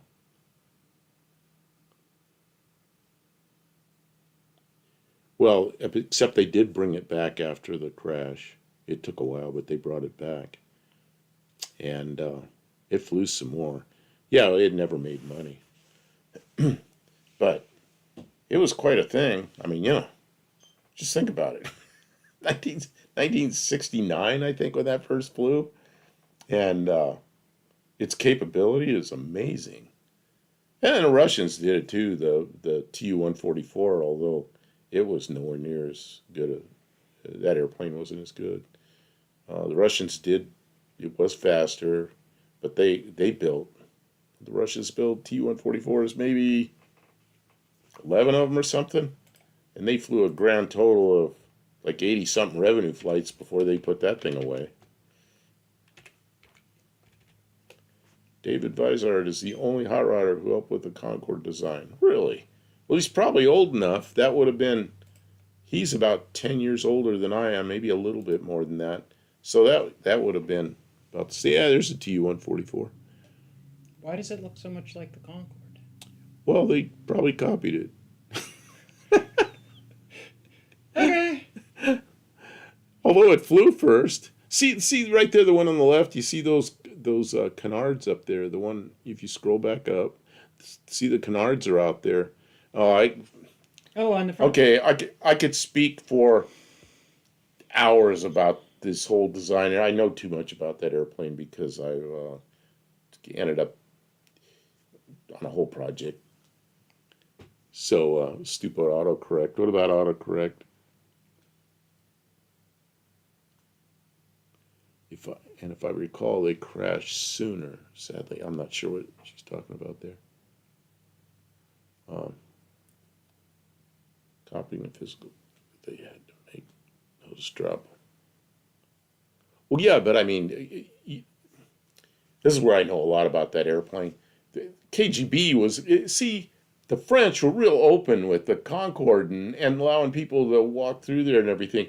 And the KGB issued these agents shoes that were real gummy on the bottom, and they had them take tours through the where they were building the Concorde. And they were walking around. These people are supposed to walk where there were snips and stuff of the sheet metal and get that sheet metal stuck in their shoes, so they could figure out what metals they were using. It's crazy. It's just the way the Russians do stuff. And yeah, they were the whole thing. It wasn't a direct copy, of course it wasn't, but it was. There was a lot of espionage going on there. But what was the big Russian plane that? What was the big Russian plane that used USAF engines because the Russian ones burned up after one flight? I don't know if they ever did that. There were. I mean, we could go over lots of history. The Russian engines were originally British engines, and the British sold them to them. Right after World War II, the British were selling. That was British consider that as a mistake looking back on it. And then of course it was a Rolls-Royce engine. The Russians copied it, and that really. And then they had the Germans afterwards. Russians got some Germans, we got some Germans, and they all helped the industry. Yeah, it's a lot of history. Uh, Boeing did work on an SST. It had a weird drop nose. It dropped like two different sections. But the thing with the Boeing one was, they couldn't afford to do that. So the U.S. government was providing some money, and the government cut them off because we don't really do that here. Other countries, the government supports R&D. Okay,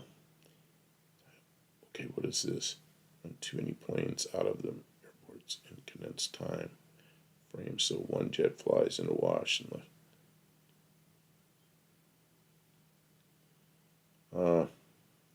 yeah, I mean that's one of the things when you're a pilot, you got to know how to deal with.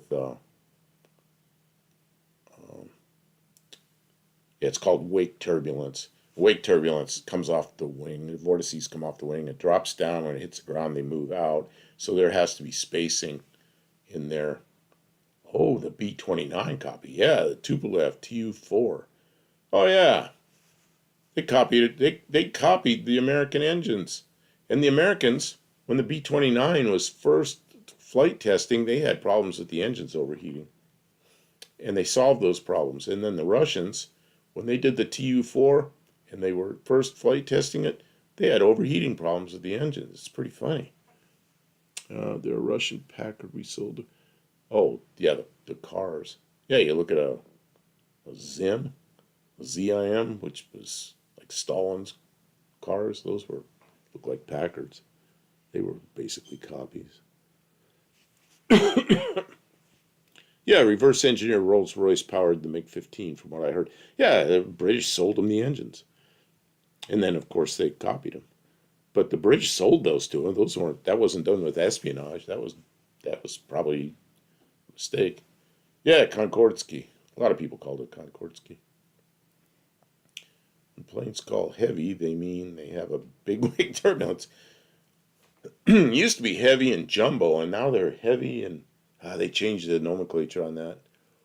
Man, early on when I was flying, they were heavy, and then a certain size like C5s, DC-10s, 747s, they were jumbo. And now I think they're heavy. I forget they've changed some of the nomenclature on that stuff. But yeah, you gotta pay attention to the wake turbulence coming off of any airplane. And the bigger the airplane, the bigger the wake turbulence. And that is something that they're well aware of at airports and control towers. Know that spacing has to be there, and it's up to the pilot, really. I mean, if you're cleared to take off and you're too close to the wake turbulence, you wait. You're in charge of that airplane. Let's see here. Man, we sure got off subject here onto airplanes. I've had tower give me bad instructions before. I had a tower one time clear me on a runway to take off, and there was an airplane on short final.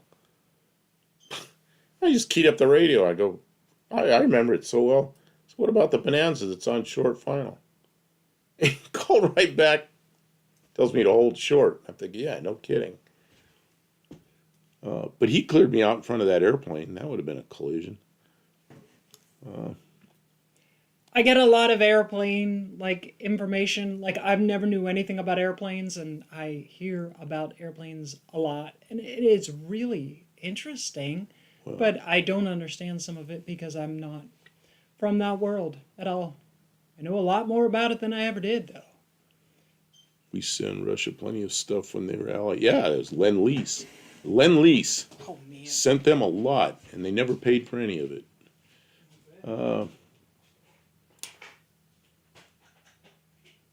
My little city was the busiest airfield in World War II because the U.S. ran there you go. Lend-Lease ran on through Alaska, loads of P-39s. Yep, you know. I always hate how they rush to blame the pilots, especially when they know the pilots died in a crash. Well, you know what? Here's the deal with that one where you said that they blamed the pilot. I mean, you read an accident report that's, took 2 years to develop the report. If you got news people that have blame for an accident, like hours after it happened, it's just a way for them to get airtime, get people to watch them. Clickbait. I don't know. You got to wait and hear what. And NTSB always doesn't get it right. But on a big airline accident, there's a lot to that. Man, back during Soviet times, I read an accident report it was a big Russian transport aircraft, and thing was all busted up on the ground. I think it was a landing accident, may have been a takeoff accident, but it was off the side of the runway, busted into 3 pieces, wings on the ground and everything. And the accident report, it said, an accident report for an American big airplane accident, it's a book like this, The Russian was a one-liner. It said the pilots had too much vodka. I went, too much vodka? Any vodka's too much vodka. I couldn't believe it said that in the stupid one-liner accident report. It's about time for you to head out. Oh, sorry, we're boring you with airplane stuff. Which the E-Lightning. Oh, yeah. Lightning was quite an airplane. I don't even begrudge them the Studebakers they paid in blood. Well, I mean, the whole thing was unfortunate.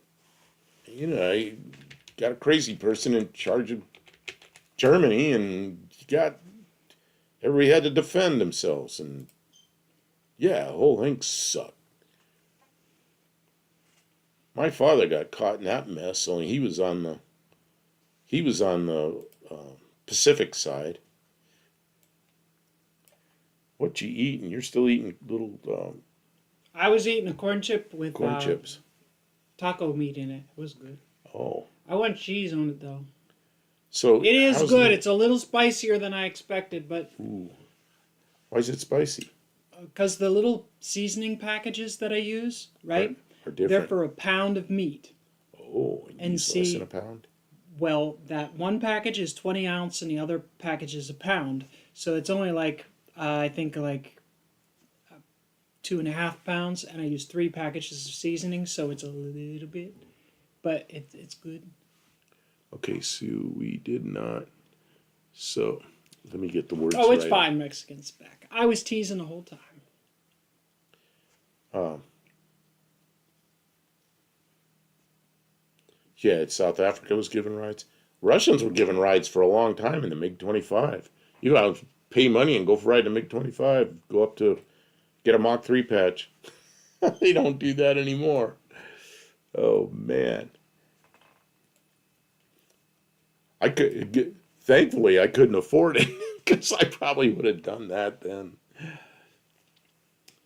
Tom Pretty Brown's sure my here. dad rode in a plane like that. He told me he rode in a plane like that. Where, in Russia or No. somewhere here? Oh, he was Navy. Yeah, He was in the Navy. Yeah, he said he flew up to space. I don't know. oh, somewhere, some high flying airplane. Uh, yeah. What was I going to say about? Oh, usually you tell me to put you tell me to put 2 packs of spices in that meat. Well, it's usually a pound of beef and a pound of turkey. So that's 2 pounds. But this was 2.5, so I put 3 in there. But Oh, they were a little bit. I didn't know you put spicy. 3 in. Okay. Well, because it was 2.5 pounds, not just 2. So I could put something in there. It would soak up some I more thought you flavor. might agree with it. For engineers of jet left a condition where any shifting of rudder, no matter what path, could result in the whole fin coming off. Seems like a design flaw. Well, I mean, the forces associated with that kind of movement at that kind of speed, there's something called inadvisable, I think, yeah. there's something top of the white or top of the green arc. I don't know what you're talking about. Yeah, I Take know. a second, breathe. I know. I want to talk all about this, and then I think, why am I doing this? It's just gonna. There's maneuvering speed. Maneuvering speed on an airplane. If you are above maneuvering speed, it is possible to cause damage to the airplane by moving the controls to full deflection. Or so if you're above maneuvering speed, you can't do that. You will tear the airplane apart. Every airplane has a maneuvering speed. That I don't remember if it was an A310 or an A300, the one that the vertical came off of. They had improper training. And So they were pushing the plane beyond its design limits, and there, I've there had has to be limits. there's an airplane that I worked on a lot. I did most of the engineering on it. It was a home built kit kind of airplane. I was at an air show one time, and a guy told me how fast he was flying his airplane. It had a big engine on it. I go, you shouldn't do that, because then that's 10 knots above the not above the maneuvering speed, above the never exceed speed, which means never exceed that speed. And he was flying it above that speed. And he goes, "Oh, don't worry, the engineers leave a lot of margin in there." I'm thinking, man, I did all the engineering on that. It's like, no. Well, of course, he doesn't believe me. He's out doing that. I guess as long as he's in smooth air, doesn't move the controls real quick, airplane will probably stay together. It's a hell of a way to fly around. Imagine telling the designer, like, oh, you don't have to worry. You don't need to worry about the maximum airspeed. Did you ever have enough G's to black out? No, you know what? One time I noticed some narrowing, I think, of vision. It's like, ooh. What I noticed about doing aerobatics is you do it enough. When I first started flying, I'll go back a little bit. When I first started going flying, I wasn't used to flying. So, you move the stick, this positive, negative G thing, that's a completely unusual thing for your body to feel. Unless you're riding a lot of roller coasters. And then you're still only going to pull like 2 or 3 Gs. But, man, after you do a lot of aerobatics for years and years and years, what I notice is that I didn't feel it anymore. I knew they were there. I guess I felt them, but I became kind of immune to thinking about it. And once in a while, I think, man, I got to pay attention. I can't be. I can't overload this airplane. And my favorite part about flight testing was really the other end of the envelope, the low speed departing controlled flight and that kind of stuff, and spin recovery, things like that. And the low speed, you're not going to ruin the airplane. You're not going to break the airplane. Or at least, probably not. I watched Cleves' video about flying the largest RC planes. I have not watched it. I don't remember even seeing it. I see Cletus in an airport, and he had some clickbait. Maybe I don't know. He does a lot clickbait. of stuff. I don't. Well, click because on everything he does. I've got airplane stuff comes up, so I notice that. And Cletus said something about a helicopter, I think, and then he had somebody ruined his airport. It looks like he has a grass strip, and too many people flew in, or so. I don't know. I didn't watch it. I just looked at his clickbait and went on. Because the stuff I'm looking at is not like some guy goofing around with helicopter airplanes. I'm looking at more scientific kind of stuff. And what I really need to do is kind of get away from the airplanes. 6% recycled. How you doing? Why does that microphone look like you're behind? It kind of does, right? Like, what kind of cigarettes do you want? Kim likes this microphone. We went over this earlier. She likes this so much, and she likes the look. She turns it around backwards so everybody sees that part of it, and it's on a. That's good. So it's not even pointing toward us. Yeah, we're not And it's really not even using it. It's just a prop. And you see, here's what it's connected to. We're on the air. It does, though. I know it's exactly what you're saying. Like, let's see what microphone make you. It was awesome. Check it out. One of my best assets, I think, on four-wheel pushing the envelope is actually mechanical sympathy. You know, if you're interested, like if there's an accident and somebody that'll talk about it right away, won't draw quick conclusions, but he's a very knowledgeable individual. He's an Air Force pilot. Then he flew firefighting kind of stuff, and he's currently a 777 pilot. There's a guy named Blanco Lirio, and Mexican Spec will know what that is. Blanco Lirio. I think it means white lily, which is a channel actually his wife started, but he ended up posting stuff on it, and he's become pretty big. But if you look at Blanco Lirio, he covers a lot of aircraft stuff, and he's very knowledgeable and doesn't jump to conclusions. And he's quite a guy if you're interested in that kind of thing. Got to head out. Fur babies want their food. thank you for being here, Mexican Spec. Yeah, thanks, and thank you very much for the license plates. Kim's fanning herself It with works one. really good as a fan. I'm using the new ones. Don't break my license plates. I won't hurt it. It's just moving air. And I did see the thumbnail with the big concrete roller. Maybe I will watch that. I'll watch it tonight when it's really late. I'm bored. Panamaniac. I saw a special on YouTube about Brit pilots flew the missions of Falkland Islands. See, that was the first war I remember that was live on TV, and that was in the early '80s. And so now, the interviews now and the history now that's coming out, to me that's really interesting because now it's so well. It was so well documented and everything, and we can watch both sides of it, you know. I recall an exercise where the U.S. took a U-2 to 65,000 feet. The Seabirds could engage. So the Lightning descended on it from 80,000. Really? I didn't know that. Well, if it's electric and it doesn't need air. That's the name of it.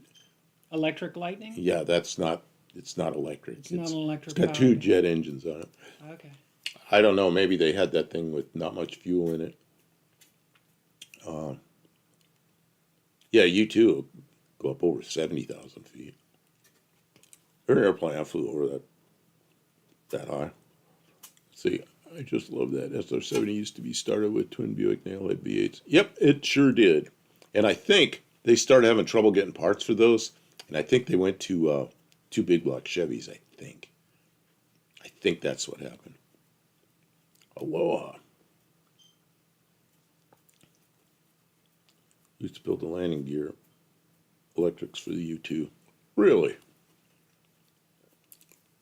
U-2, I think they're still flying that thing. Man, it first flew like in what, 1955 or 6 or something, and I think 55. They're still flying that thing.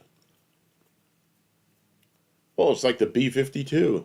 They put new engines on it, and they say it's going to fly until 2060 now. You know the joke in the Air Force that the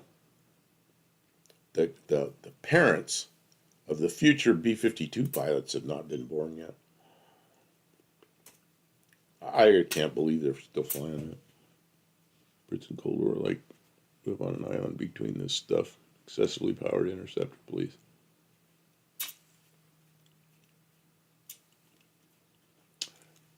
The aircraft needs to go to keep enough lift and stability of flight control. Typically, the more dart-like, sleek, low-drag jets have to go more miles to develop enough lift.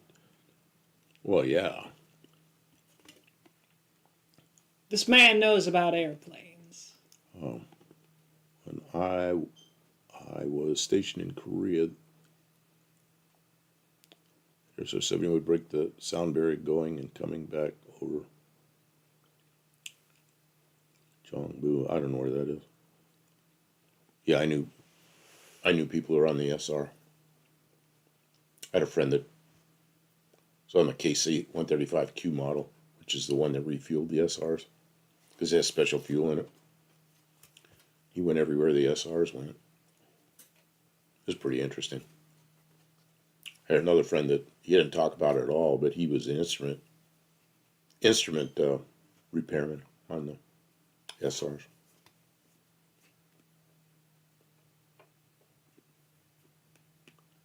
He did stuff for Boeing, Lockheed, Skunk Works, and Raytheon. Yeah, I probably work with some of those people. I don't know, the whole airplane thing. Kind of glad to be away from it. I see YouTube videos catch my eye. He watches I'll stuff watch some of it. every day. It's And in his blood. He and I can't get away from it. I do enjoy the cars more. All those years of doing it, though, it's hard to just But I'm stop. done with it. But I'm done with it. And I see engineers do something stupid, and I want to go grab them and go, hey. And I just go, no. I just got to stay away from it. Because I've seen engineers do really dumb stuff. Or it's something they just don't understand, and they didn't learn it in school or something, And I guess that's just the way it is. Yeah, I do like airplanes. Never got to do it. Go out to the airport, take an intro lesson. Just take an intro lesson in a Cessna 152 or something. And then you got to do it. They'll let you fly it. And when you're done, you can say, man, I got to fly the airplane. You'll have a logbook that shows the flight in it and everything. And you don't even have to finish. You can just go do it once and have that experience. And I remember my first intro flight. It was pretty interesting. I was 15 years old, went to the airport and took an intro flight, and didn't really have the money to learn to fly, but I tried, and finally gave up because I turned 16 and I got a car, and then all my money went into my car. And then I was in my 20s before I went back and finished it up, when I had the money to do it. But an intro lesson isn't that expensive, and you could experience once. Or maybe finish. I had a girlfriend one time years ago. She said, she met me. She goes, my feet will never leave the ground. She knew I was a pilot. My feet will never leave the ground. You're never getting me in an airplane, all this. Well, you know what? One day she goes, can I go? Yep. She flew with me, and I let her fly from the right seat, steer the airplane around. Well, her next flight was a couple of days later with an instructor. And you know what? She became a pilot. After months of my feet will never leave the ground, she became a pilot. Thought that was pretty good. My Volvo guru wanted to do that with me, but having health problems. Yeah, if you go up for a ride, best thing like an intro flight with an instructor, and make sure you get an instructor that's not his first flight as an instructor. Although a lot of instructors are young and but they've had a lot of training in a short period of time that's pretty intense. So the younger instructors are usually pretty good. My instructor he was younger than me. He was a couple of years younger than me. Car and airplane nuts just got cleared to take off. You got to take off, huh? What time is it anyway? Thank you for being here. What time is it anyway? It is 9:10. Hey, we talked about Thank this you for earlier. your service. Before you take off, we mentioned this an hour or so ago that next week we will do a live with somebody that wants to come on with us, or a couple of people who Yeah, want to we'll come use on with us. StreamYard so we can line us If up. you want to do that, just give me an email at buffdelcampo at gmail.com, and we'll get that set up, because we plan on doing that next time. While the wider winged high drag prop planes and gliders need much less speed to safely take off on land, which more commercial? We're swinging to have the best. Yeah, I don't know. There's so much to do with airfoil shapes and airfoil designs, and airfoil meaning the shape of the curvature of the upper and lower surface, and then aspect ratio, like you're talking about the longer wings. High aspect ratio wings are much more efficient, but they're going to take longer to land, so the landing rolls are going to be a lot longer. There's so many pluses and minuses. The thing with swing wings is really complex and heavy and expensive. For the KMM here in North Dakota that I worked for was one that patented the fiber optic tracer wire for wire bundle chafing advance. See, this is stuff that I don't even know about that.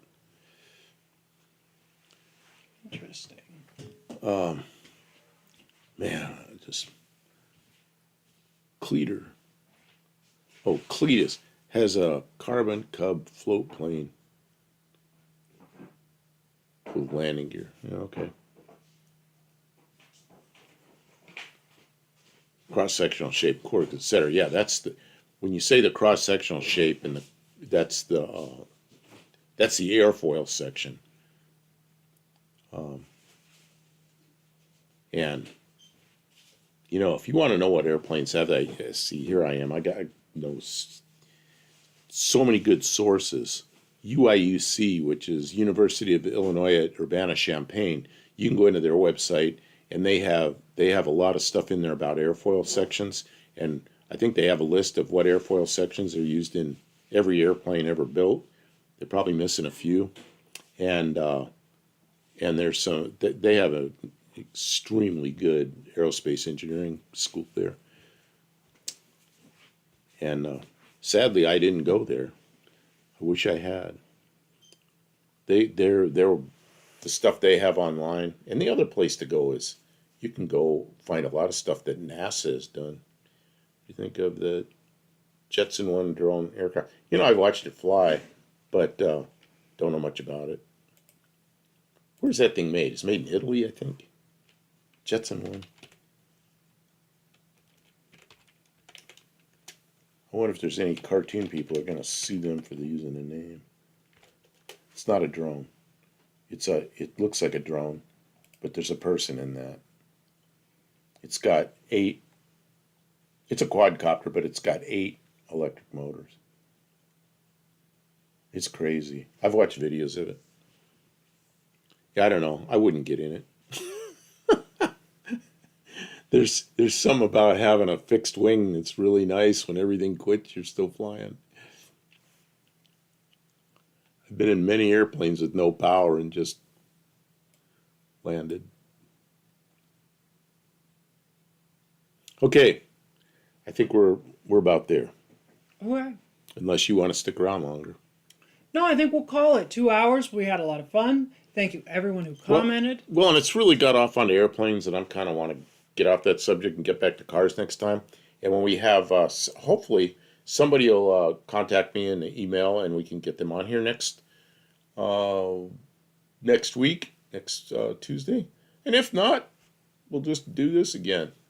So, And we have a graduation in the family later in the week, but I think we're still going to get out a video. I know I'm going to get a video out, and maybe we'll get another I'll video get out it. I'll get one. this coming week about some things that are happening here around the shop, so that'll be good.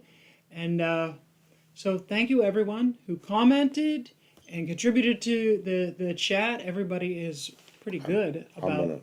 I want to comment on this. Embry-Riddle. Embry-Riddle is a great school. I work with many people that graduated from Embry-Riddle. The main campus is in Florida. They got a couple others. I know one of them's in Arizona.